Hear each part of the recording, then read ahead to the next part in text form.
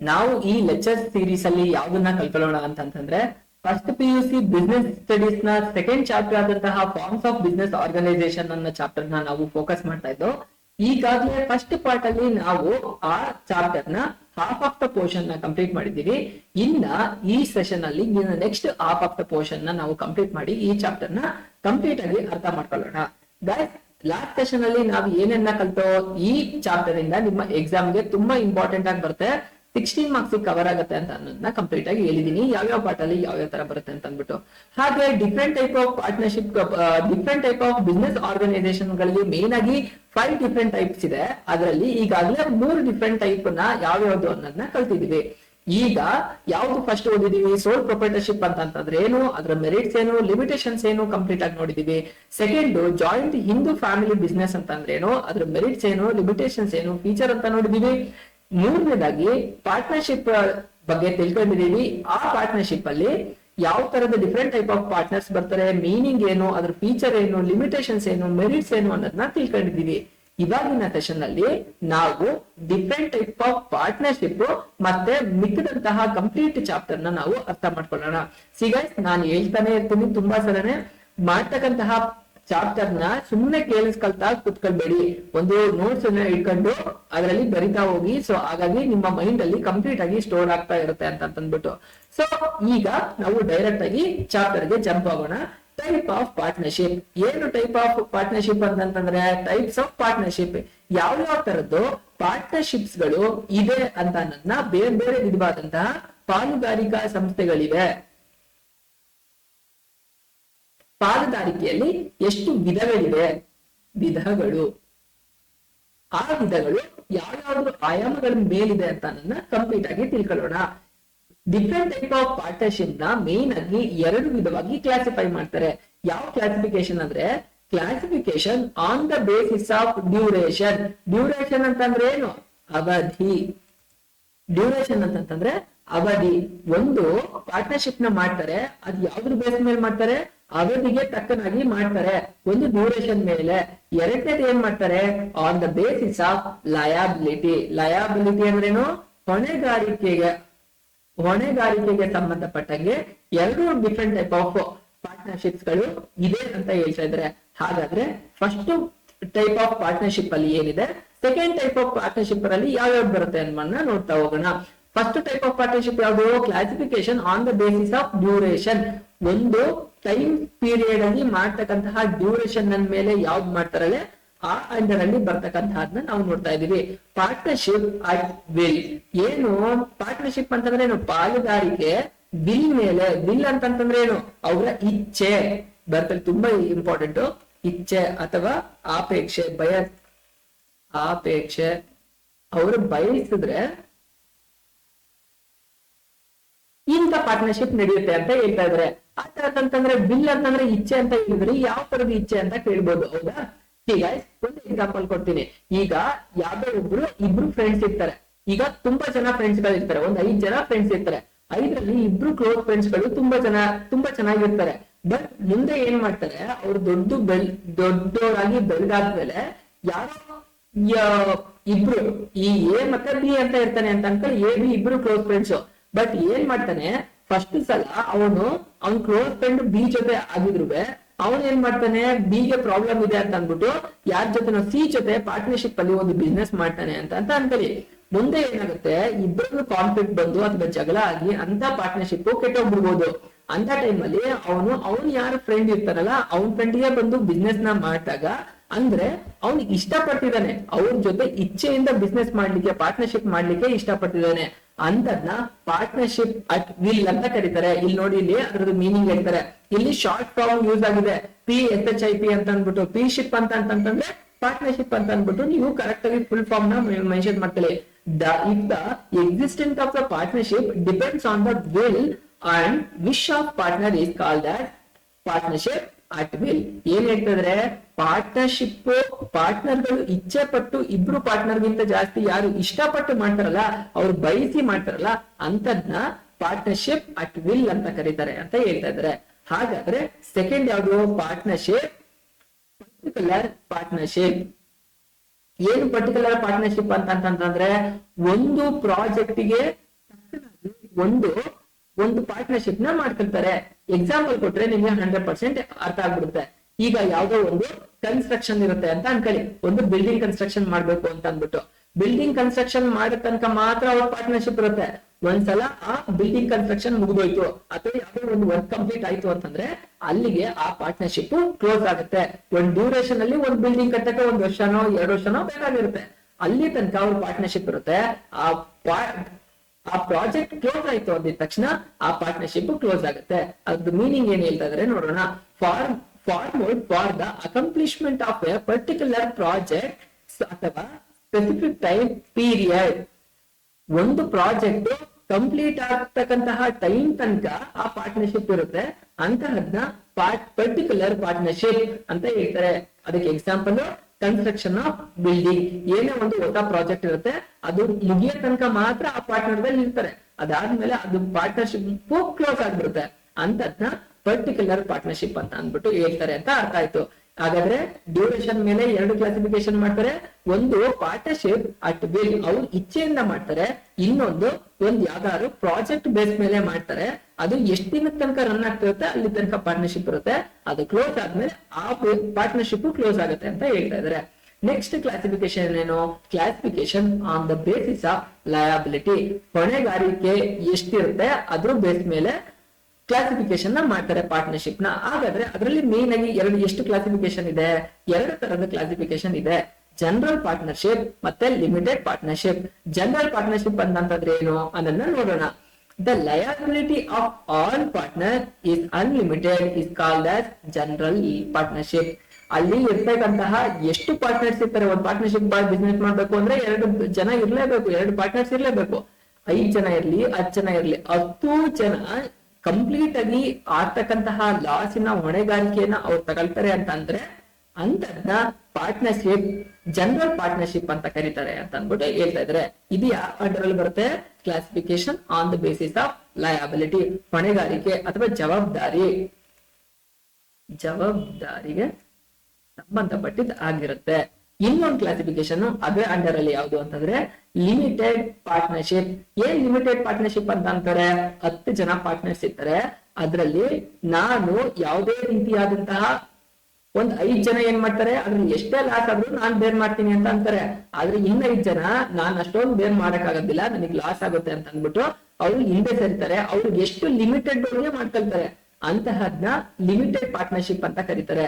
The liability at least one partner is unlimited, whereas other partners may have a limited liability is called as limited partnership. ಏನ್ ಹೇಳ್ತಾರೆ? ಅಷ್ಟು ಜನಗಳಿಗೆ ಈಗ 10 ಜನ ಒಂದು ಬಿಸ್ನೆಸ್ ಅಲ್ಲಿ ಪಾರ್ಟ್ನರ್ ಇದ್ದಾರೆ ಪಾರ್ಟ್ನರ್ಶಿಪ್ ಅಲ್ಲಿ ಅಂತಂದ್ರೆ ಒಬ್ಬ ಅನ್ಲಿಮಿಟೆಡ್ ಲಯಬಿಲಿಟೀಸ್ ನ ತಗೊಳ್ಳೇಬೇಕು. ಇನ್ನು ಮಿಕ್ದವರು ಲಿಮಿಟೆಡ್ ಲಯಬಿಲಿಟಿ ತಗೊಂಡ್ರು ಅದು ನಡೆಯುತ್ತೆ. ಅಂತಹದ್ನ ಒಬ್ಬ ಅನ್ಲಿಮಿಟೆಡ್ ತಗೊಂಡು ಮಿಕ್ದವ್ರು ಎಲ್ಲರೂ ಲಿಮಿಟೆಡ್ ಆಗಿ ತಗೊಂಡ್ರೆ ಅಂತಹ ಪಾರ್ಟ್ನರ್ಶಿಪ್ ನ ಲಿಮಿಟೆಡ್ ಪಾರ್ಟ್ನರ್ಶಿಪ್ ಅಂತ ಹೇಳ್ತಾ ಇದಾರೆ ಅಂತ ಅಂದ್ಬಿಟ್ಟು ಅರ್ಥ ಆಯ್ತು. ಗೈಸ್, ಪಾರ್ಟ್ನರ್ಶಿಪ್ ಅಂತಂದ್ರೆ ಏನು? ಪಾರ್ಟ್ನರ್ಶಿಪ್ ಅಲ್ಲಿ ಆಗ್ಲೇ ಅರ್ಥ ಮಾಡ್ಕೊಂಡಿದೀರಾ ಫಸ್ಟ್ ಸೆಷನ್ ಅಲ್ಲಿ. ಈಗ ಪಾರ್ಟ್ನರ್ಶಿಪ್ ಡಿಫ್ರೆಂಟ್ ಟೈಪ್ಸ್ ಯಾವ್ಯಾವ್ದು ಅಂತ ನೋಡ್ತಿದ್ದೀರಾ. ಅದನ್ನ 2 ವಿಧವಾಗಿ ಕ್ಲಾಸಿಫೈ ಮಾಡ್ತಾ ಹೇಳ್ತಾ ಇದಾರೆ ಅಂತಂದ್ರೆ ಆನ್ ದ ಬೇಸಿಸ್ ಆಫ್ ಯಾವ್ದು duration, on the basis of ಯಾವುದು ಲಯಬಿಲಿಟಿ ಅಂತ ಹೇಳ್ತಾ ಇದ್ದಾರೆ. ಡ್ಯೂರೇಷನ್ ಮೇಲೆ ಮತ್ತೆ 2 ಕ್ಲಾಸಿಫಿಕೇಶನ್, ಲಯಬಿಲಿಟಿ ಮೇಲೆ ಮತ್ತೆ 2 ಕ್ಲಾಸಿಫಿಕೇಶನ್ ಮಾಡ್ತಾರೆ. ಪಾರ್ಟ್ನರ್ಶಿಪ್ ಅಟ್ ವಿಲ್ ಮೇಲೆ 1 ಕ್ಲಾಸಿಫಿಕೇಶನ್, ಅದಾದ್ಮೇಲೆ ಪರ್ಟಿಕ್ಯುಲರ್ ಪಾರ್ಟ್ನರ್ಶಿಪ್ ಮೇಲೆ 2ನೇ ಕ್ಲಾಸಿಫಿಕೇಶನ್ ಮಾಡ್ತಾರೆ. On the basis of liability ಮೇಲೆ ಜನರಲ್ ಪಾರ್ಟ್ನರ್ಶಿಪ್ ಮತ್ತೆ ಲಿಮಿಟೆಡ್ ಪಾರ್ಟ್ನರ್ಶಿಪ್ ಅಂತ ಅಂದ್ಬಿಟ್ಟು 2 ಕ್ಲಾಸಿಫಿಕೇಶನ್ ಮಾಡ್ತಾರೆ. ಅದ್ರ ಅರ್ಥ ಏನು, ಮೀನಿಂಗ್ ಅನ್ನೋದನ್ನ ಕಂಪ್ಲೀಟ್ ಆಗಿ ತಿಳ್ಕೊಂಡಿದ್ದೀರಾ. ಈಗ ಪಾರ್ಟ್ನರ್ಶಿಪ್ ಡೀಡ್ ಅಂತ ಅಂದ್ರೆ ಏನು ಅಂತ ತಿಳ್ಕೊಳ್ಳೋಣ. ಪಾರ್ಟ್ನರ್ಶಿಪ್ ಅಂತಂದ್ರೆ ಆಗ್ಲಿಂದ ಕಲಿತಾ ಇದ್ರೆ ಏನ್ ಪಾರ್ಟ್ನರ್ಶಿಪ್ ಅಂತಂದ್ರೆ ಇಬ್ರು ಅಥವಾ ಇಬ್ರಿಗಿಂತ ಹೆಚ್ಚಿನ ಜನ ಸೇರಿ ಮಾಡ್ತಕ್ಕಂತಹ ವ್ಯವಹಾರ ಆಗಿರುತ್ತೆ. ಪಾಲುದಾರಿಕಾ ಸಂಸ್ಥೆ ಅಂತ ಪಾಲುದಾರಿಕಾ ಸಂಸ್ಥೆ. ಡೀಡ್ ಅಂತಂದ್ರೆ ಏನು? ಡೀಡ್ ಅಂತಂದ್ರೆ ಕರಾರು ಪತ್ರ ಅಥವಾ ಒಪ್ಪಂದ ಪತ್ರ. ಈಗ ನಾವ್ ಆಗ್ಲೇ ಹೇಳಿದ್ವು, ಒಂದ್ ಮನೆನ ಬಾಡಿಗೆ ಅಥವಾ ಲೀಸಿಗೆ ತರ್ತೀವಿ ಅಂತಂದಾಗ ಒಂದು ಲೆಟರ್ ನಾವು ಮಾಡಿಸ್ಕೊಳ್ತೀವಿ, ಹೌದಾ? ಅಗ್ರಿಮೆಂಟ್ ಮಾಡಿಸ್ಕೊಳ್ತೀವಿ.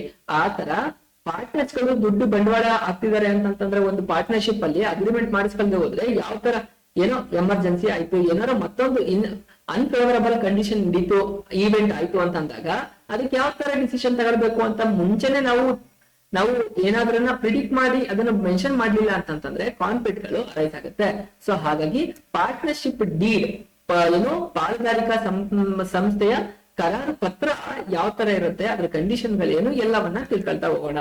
ಫಸ್ಟ್ ಪಾರ್ಟ್ನರ್ಶಿಪ್ ಡೀಡ್ ಅಂತಂದ್ರೆ ಏನು ಇಂಗ್ಲಿಷ್ ಅಲ್ಲಿ ಅರ್ಥ ಮಾಡ್ಕೊಳ್ಳೋಣ ಅಂದ್ರೆ the return agreement which specify the terms and conditions that governs the partnership is called as partnership deed. Partnership ಅಲ್ಲಿ ಇರ್ತಕ್ಕಂತಹ ಟರ್ಮ್ಸ್ ಅಂಡ್ ಕಂಡೀಷನ್ಸ್ ಏನು, ಈ ಪ್ರಾಫಿಟ್ ಬಂದ್ರೆ ಯಾವ ತರ ಶೇರ್ ಮಾಡ್ಬೇಕು, ಲಾಸ್ ಆಯ್ತು ಅಂತಂದ್ರೆ ಯಾವ ತರ ಶೇರ್ ಮಾಡ್ಬೇಕು, ಆಮೇಲೆ ಇಂಟ್ರೆಸ್ಟ್ ನ ಯಾವ ತರ ಪೇಮೆಂಟ್ ಮಾಡ್ಬೇಕು, ಡ್ರಾಯಿಂಗ್ಸ್ ತಗೋದ್ರೆ ಅದಕ್ಕೆ ಇಂಟ್ರೆಸ್ಟ್ ಬಿಸ್ನೆಸ್ ಯಾವ ತರ ಪೇಮೆಂಟ್ ಮಾಡ್ಬೇಕು ಅನ್ನೋದು ಕಂಪ್ಲೀಟ್. ಯಾರು ಡೆತ್ ಆಯ್ತು ಅಂತಂದ್ರೆ ಏನ್ ಮಾಡ್ಬೇಕು, ಏನಾದ್ರು ಇನ್ಸಾಲ್ವೆನ್ಸಿ ಲಾಸ್ ಆಯ್ತು ಅಂತಂದಾಗ ಕ್ಲೋಸ್ ಮಾಡ್ತಾರೆ ಅಂತಂದ್ರೆ ಏನ್ ಮಾಡ್ಬೇಕು, ಇದ್ರ ಕಂಪ್ಲೀಟ್ ಇನ್ಫಾರ್ಮೇಶನ್ ಇರ್ತಕ್ಕಂತಹ ಒಂದು ಪತ್ರವನ್ನ ಪಾರ್ಟ್ನರ್ಶಿಪ್ ಡೀಡ್ ಅಂತ ಕರೀತಾರೆ ಅಂತ ಅಂದ್ಬಿಟ್ಟು ಅರ್ಥ ಆಯ್ತು. ಹಾಗಾದ್ರೆ ಈ ಪಾರ್ಟ್ನರ್ಶಿಪ್ ಡೀಡ್ ಅಲ್ಲಿ ಏನೇನು ಕಂಟೆಂಟ್ ಇರುತ್ತೆ, ಏನೇನು ಇನ್ಫಾರ್ಮೇಶನ್ ಇರುತ್ತೆ ಅನ್ನೋದನ್ನ ನೋಡೋಣ. ನೇಮ್ ಆಫ್ ದ ಬಿಸ್ನೆಸ್ ನ ಮಾಡ್ತಾ ಇದಾರೆ ಅಂತಂದ್ರೆ ಅದಕ್ಕೊಂದು ನೇಮ್ ಇಟ್ಟಿರ್ತಾರೆ. ಆ ಬಿಸ್ನೆಸ್ ನೇಮ್ ಏನು ಅಂತ ಅಂದ್ಬಿಟ್ಟು ಹೇಳ್ಬೇಕಾಗತ್ತೆ. ನೇಚರ್ ಆಫ್ ಬಿಸ್ನೆಸ್, ಆ ಬಿಸ್ನೆಸ್ ಯಾವ ತರದ್ದು ಬಿಸ್ನೆಸ್ ನ ಮಾಡ್ತಾ ಇದೆ, either it may be goods ನ ಮಾಡ್ತಾ ಇದೆಯಾ ಅಥವಾ ಸರ್ವಿಸ್ ಸೆಕ್ಟರ್ ಮೇಲೆ ಏನಾದ್ರು ಫೋಕಸ್ ಮಾಡ್ತಿದ್ಯಾ.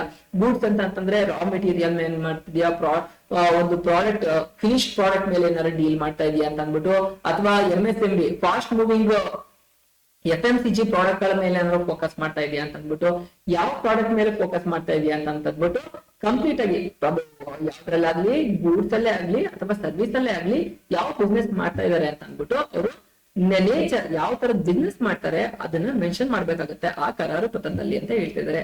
ಡ್ಯೂರೇಷನ್ ಆಫ್ ಬಿಸ್ನೆಸ್, ಪಾರ್ಟ್ನರ್ಶಿಪ್ ಆಗ್ಲೇ ಹೇಳ್ದು ಯಾವ್ದ್ರಲ್ಲಿ ಒಂದು ಡ್ಯೂರೇಷನ್ ಹಿಡ್ಕೊಂಡು ಆಗ್ಲೇ ಹೇಳ್ದು classification on the basis of ಏನು ಡ್ಯೂರೇಷನ್ ಮೇಲೆ ಒಂದು ಇಷ್ಟಪಟ್ಟು ಮಾಡಿರ್ತಾರೆ ಒಂದು ಪ್ರಾಜೆಕ್ಟ್ ಕಂಪ್ಲೀಟ್ ಆಗೋ ತನಕ ಅಂದ್ಬಿಟ್ಟು.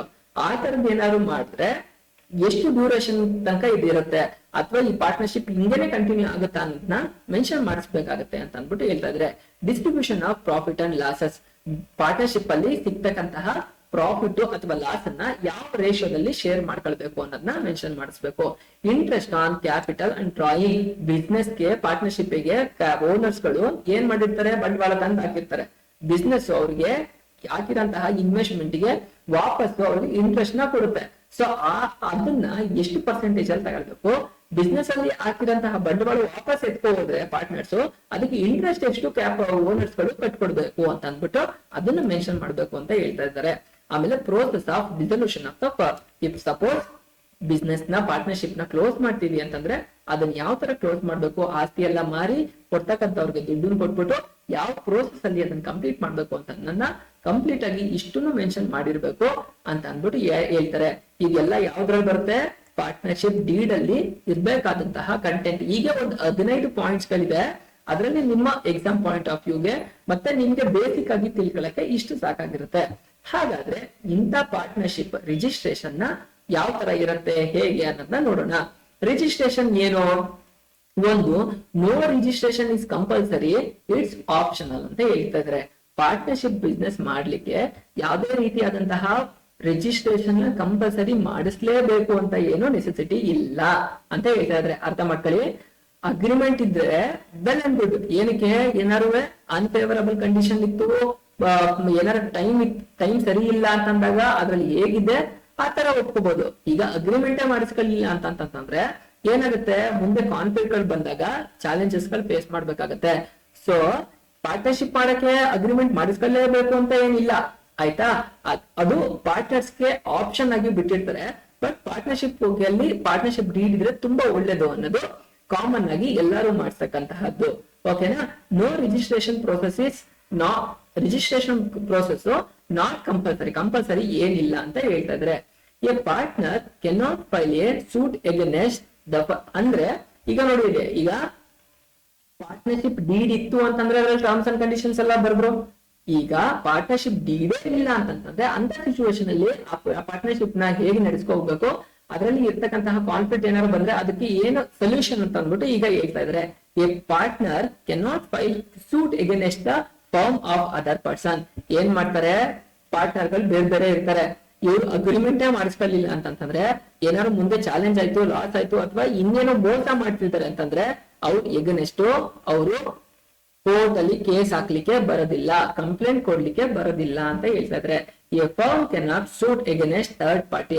ಈಗ ಆ ಪಾರ್ಟ್ನರ್ಸ್ ಎಲ್ಲ ಸೇರಿ ಬೇರೆಯವ್ರ ಮೇಲೆ ಇನ್ವೆಸ್ಟ್ ಮಾಡಿರ್ತಾರೆ, ಅವರು ಲಾಸ್ ಮಾಡ್ಬಿಡ್ತಾರೆ. ಈ ಪಾರ್ಟ್ನರ್ಸ್ ಅಲ್ಲಿ ಅವ್ರ ಮೇಲೆ ಕಂಪ್ಲೇಂಟ್ ಕೊಡ್ಬೇಕು ಅಂತಂದ್ರೆ ಕೊಡಕ್ಕೆ ಆಗೋದಿಲ್ಲ. ಯಾಕಂತಂದ್ರೆ ಇವರು ಫಸ್ಟ್ ಆಫ್ ಆಲ್ ರಿಜಿಸ್ಟ್ರೇಷನ್ ಮಾಡಿಸ್ಕೊಂಡಿರಲ್ಲ, ಅಗ್ರಿಮೆಂಟೇ ಇರಂಗಿಲ್ಲ ಅಂತ ಹೇಳ್ತಾ ಇದ್ರೆ. ಮೊದಲನೇ ಆಪ್ಷನ್ ಅಲ್ಲಿ ಏನ್ ಹೇಳಿದ್ರು, ಅವರು ಯಾವುದೇ ರೀತಿಯಾದಂತಹ ಕಂಪ್ಲೇಂಟ್ ಕೊಡಕ್ ಆಗೋದಿಲ್ಲ ಅಂತ ಹೇಳ್ತಿದ್ದಾರೆ. ಏನಕ್ಕೆ? ಅಗ್ರಿಮೆಂಟ್ ಇರೋದಿಲ್ಲ.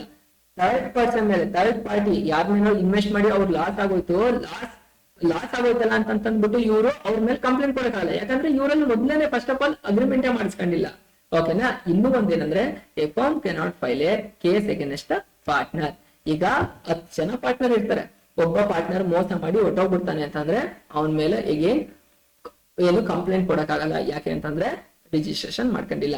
ಸೊ ಇವೆಲ್ಲ ಪಾರ್ಟ್ನರ್ಶಿಪ್ ಡೀಡ್ ಇಲ್ಲದೆ ಹೋದ್ರೆ ಇರ್ತಕ್ಕಂತಹ ಚಾಲೆಂಜಸ್ ಗಳು ಅಂತ ಅಂದ್ಬಿಟ್ಟು ನಿಮಗೆ ಕಂಪ್ಲೀಟ್ ಆಗಿ ಗೊತ್ತಾಗ್ತಾ ಇದೆ. ನೆಕ್ಸ್ಟ್ ಗೈಸ್, ಈಗ ಗೈಸ್ ನಿಮ್ಗೆ ಏನಂತಂದ್ರೆ ಪಾರ್ಟ್ನರ್ಶಿಪ್ ಮೀನಿಂಗ್ ಏನು ಕಂಪ್ಲೀಟ್ ಆಗಿ ಅದ್ರ ಬಗ್ಗೆ ಗೊತ್ತಾಗ್ಬಿಟ್ಟಿದೆ. ಪಾರ್ಟ್ನರ್ಶಿಪ್ ಅಂಡರ್ ಅಲ್ಲಿ ಯಾವ ಸೆಕ್ಷನ್ ಅಲ್ಲಿ ಅದ್ರದ್ದು ಮೀನಿಂಗ್ ಹೇಳ್ತಾರೆ, section 4 of the Indian partnership act 1932 meaning, ಅದ್ರ ಫೀಚರ್ ಏನು, ಮೆರಿಟ್ಸ್ ಏನು, ಲಿಮಿಟೇಷನ್ಸ್ ಏನು, ಡಿಫ್ರೆಂಟ್ ಟೈಪ್ ಆಫ್ ಪಾರ್ಟ್ನರ್ಸ್ ಯಾರ್ಯಾರು ಇರ್ತಾರೆ, ಅದ್ರ ಪ್ರತಿಯೊಬ್ಬರು ಪಾರ್ಟ್ನರ್ಸ್ ಇರ್ತಕ್ಕಂತಹ ಡಿಫ್ರೆನ್ಸಿಯೇಷನ್ ಏನು ಅನ್ನೋದನ್ನ ಕರ್ಕೊಂಡ್ಬಿಟ್ಟಿದೀವಿ. ಡಿಫ್ರೆಂಟ್ ಟೈಪ್ ಆಫ್ ಪಾರ್ಟ್ನರ್ಶಿಪ್ ಅಂತಂದ್ರಲ್ಲಿ ಅದ್ರ ಕ್ಲಾಸಿಫಿಕೇಶನ್ ನೋಡಿದೀವಿ. ಫೈನಲ್ ಆಗಿ ಪಾರ್ಟ್ನರ್ಶಿಪ್ ಡೀಡ್ ಅಂತಂದ್ರೇನು, ಪಾರ್ಟ್ನರ್ಶಿಪ್ ಡೀಡ್ ಅಲ್ಲಿ ಏನೇನ್ ಮೆನ್ಷನ್ ಆಗಿರುತ್ತೆ, ಮತ್ತೆ ಪಾರ್ಟ್ನರ್ಶಿಪ್ ಇಲ್ಲದೆ ಇರ್ತಕ್ಕಂತಹ ಸಿಚುವೇಶನ್ ಅಲ್ಲಿ ಏನೇನ್ ಆಗುತ್ತೆ ಅನ್ನೋದನ್ನ ಕಂಪ್ಲೀಟ್ ಆಗಿ ತಿಳ್ಕೊಂಡಿದೀವಿ. ನೆಕ್ಸ್ಟ್ ತುಂಬಾ ಮೇನ್ ಆಗಿ ಇಂಪಾರ್ಟೆಂಟ್ ಆಗಿರೋ ಇನ್ನೊಂದು ಕಾನ್ಸೆಪ್ಟ್ ಯಾವ್ದಂತಂದ್ರೆ ಕೋಆಪರೇಟಿವ್ ಸೊಸೈಟೀಸ್. ಏನು ಕೋಆಪರೇಟಿವ್ ಸೊಸೈಟೀಸ್ ಅಂತಂದ್ರೆ ಸಹಕಾರಿ ಸಂಘಗಳು.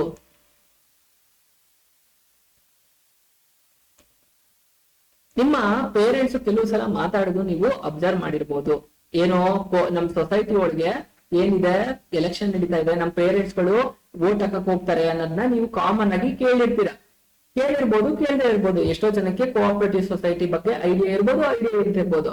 ಈ ಕೆಲವರು ಅಪಾರ್ಟ್ಮೆಂಟ್ ಅಲ್ಲಿ ಇರೋದು ಹೌಸಿಂಗ್ ಕೋಆಪರೇಟಿವ್ ಸೊಸೈಟಿಗಳಲ್ಲಿ ಕೆಲವು ಸಲ ಇರ್ತಾರೆ, ಐಡಿಯಾ ಇರ್ಬೋದು. ನಿಮ್ ಪೇರೆಂಟ್ಸ್ ಗಳನ್ನ ಕೆಲವು ಸಲ ವಿಚಾರಿಸಿದ್ರೆ ಗೊತ್ತಾಗುತ್ತೆ ಸಹಕಾರಿ ಸಂಘಗಳು ಯಾವ್ಯಾವ ತರ ಇರುತ್ತೆ ಅಂತ ಅಂದ್ಬಿಟ್ಟು. ಓಕೆ, ನಾವು ಥಿಯರಿಟಿಕಲ್ ಮ್ಯಾನರ್ ಅಲ್ಲಿ ಮತ್ತೆ ಪ್ರಾಕ್ಟಿಕಲ್ ಆಗಿ ಇದು ಹೇಗೆ ವರ್ಕ್ ಆಗುತ್ತೆ ಅನ್ನೋದನ್ನ ಕಂಪ್ಲೀಟ್ ಆಗಿ ನೋಡೋಣ. ಈ ಕೋಆಪರೇಟಿವ್ ಸೊಸೈಟಿ ಆಕ್ಟ್ ಅಂತ ಅನ್ನೋದು 1912 ಅಲ್ಲಿ ಬಂದಿರೋಂತಹದ್ದು.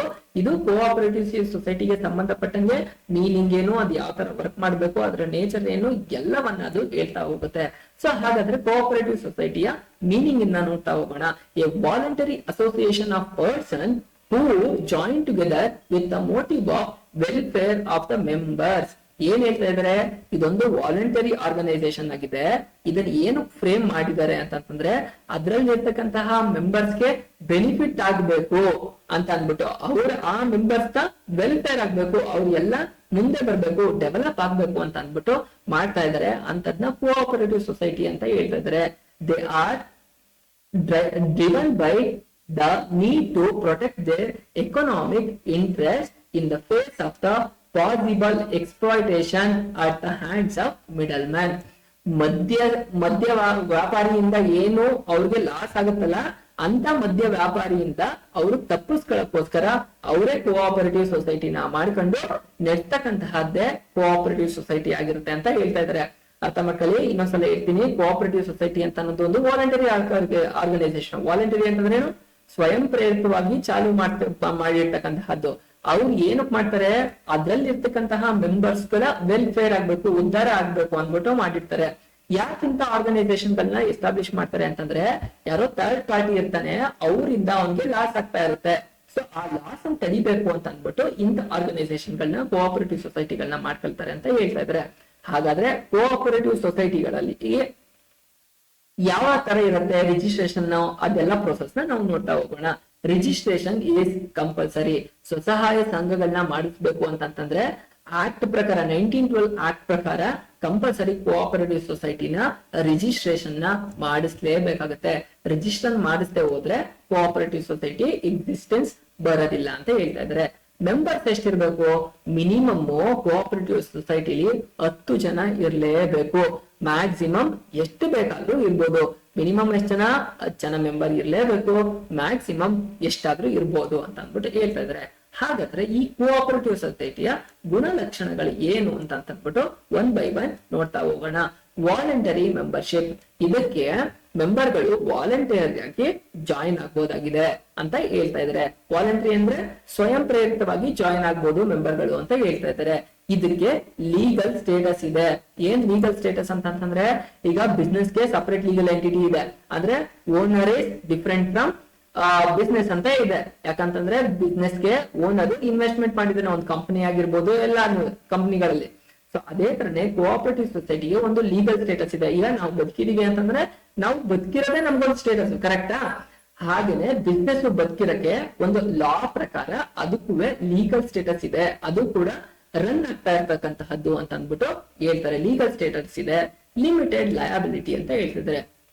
ಅದಕ್ಕೆ ಎಷ್ಟು ಹೊಣೆಗಾರಿಕೆ ಅಂತಂದ್ರೆ ಅದರಲ್ಲಿ ಒಂದು ಎಷ್ಟು ಲಿಮಿಟ್ ಅಲ್ಲಿ ಅದು ಬಿಸ್ನೆಸ್ ನ ಮಾಡ್ಬೋದು, ಅಷ್ಟೇ ಲಿಮಿಟ್ ಅಲ್ಲಿ ಅದು ಹೊಣೆಗಾರಿಕೆಯನ್ನ ಹೊಂದ್ಬೋದು. ಜಾಸ್ತಿ ಅದು ಸಾಲನ ಬೇರೆ ಕಡೆ ತಂದು ಲಾಸ್ ಮಾಡ್ಕೊಳಕ್ ಆಗಂಗಿಲ್ಲ.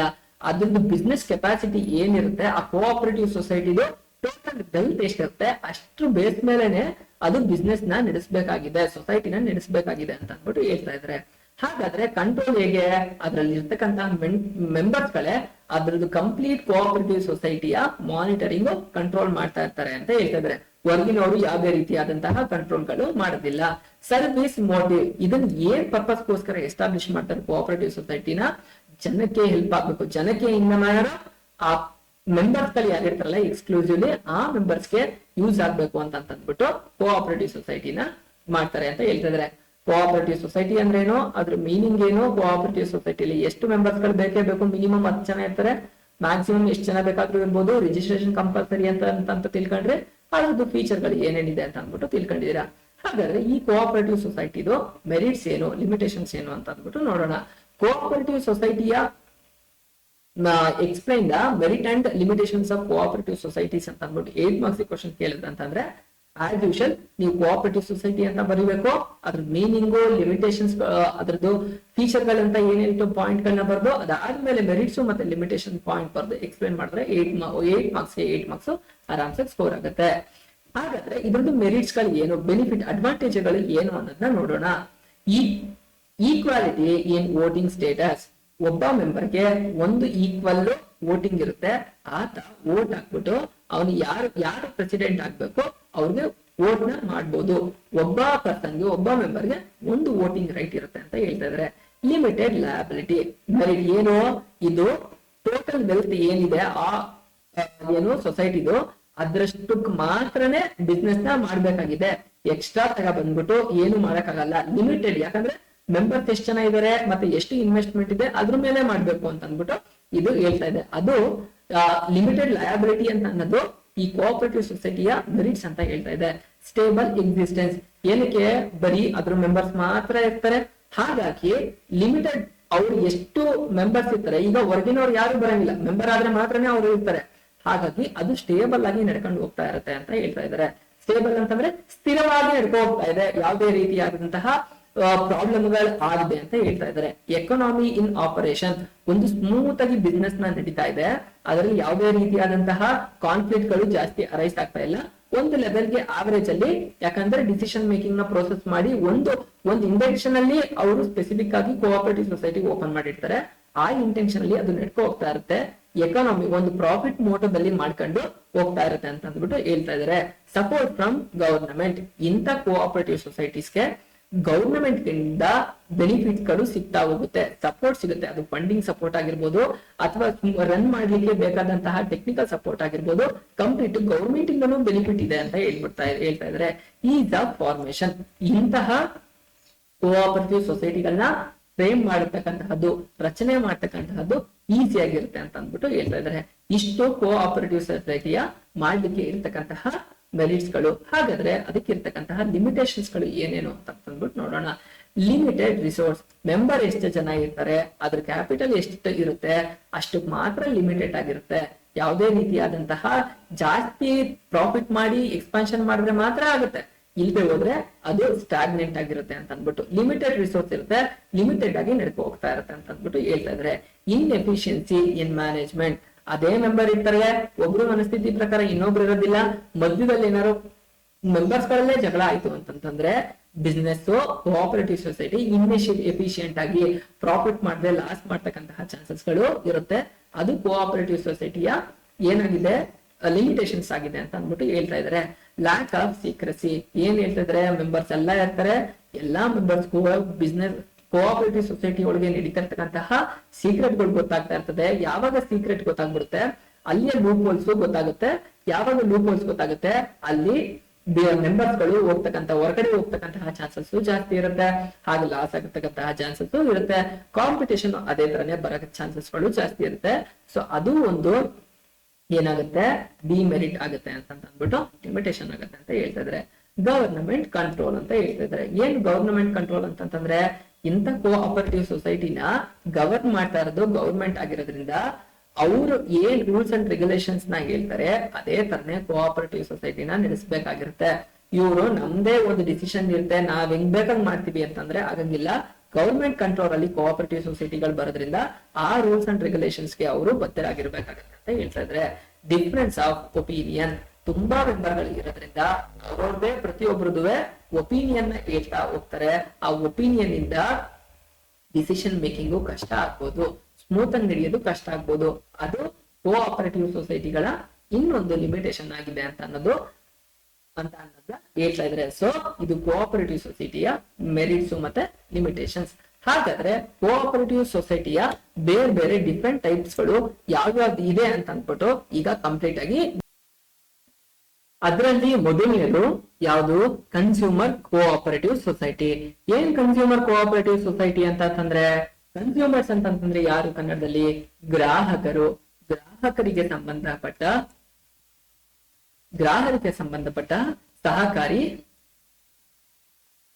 ಸಹಕಾರಿ ಸಂಘಗಳು ಅಥವಾ ಮಂಡಳಿ. ಸೊ ಇದು ಕೋಆಪರೇಟಿವ್ ಸೊಸೈಟಿ ಅಂತಂದು ಸಹಕಾರಿ ಸಂಸ್ಥೆ ಅನ್ನೋದು ನೀವು ಕಂಟಿನ್ಯೂಸ್ ಆಗಿ ಬರ್ಕೊಳ್ತಾ ಹೋಗಿ. ಪ್ರೊಡ್ಯೂಸರ್ಸ್ ಅಂತಂದ್ರೆ ಏನು,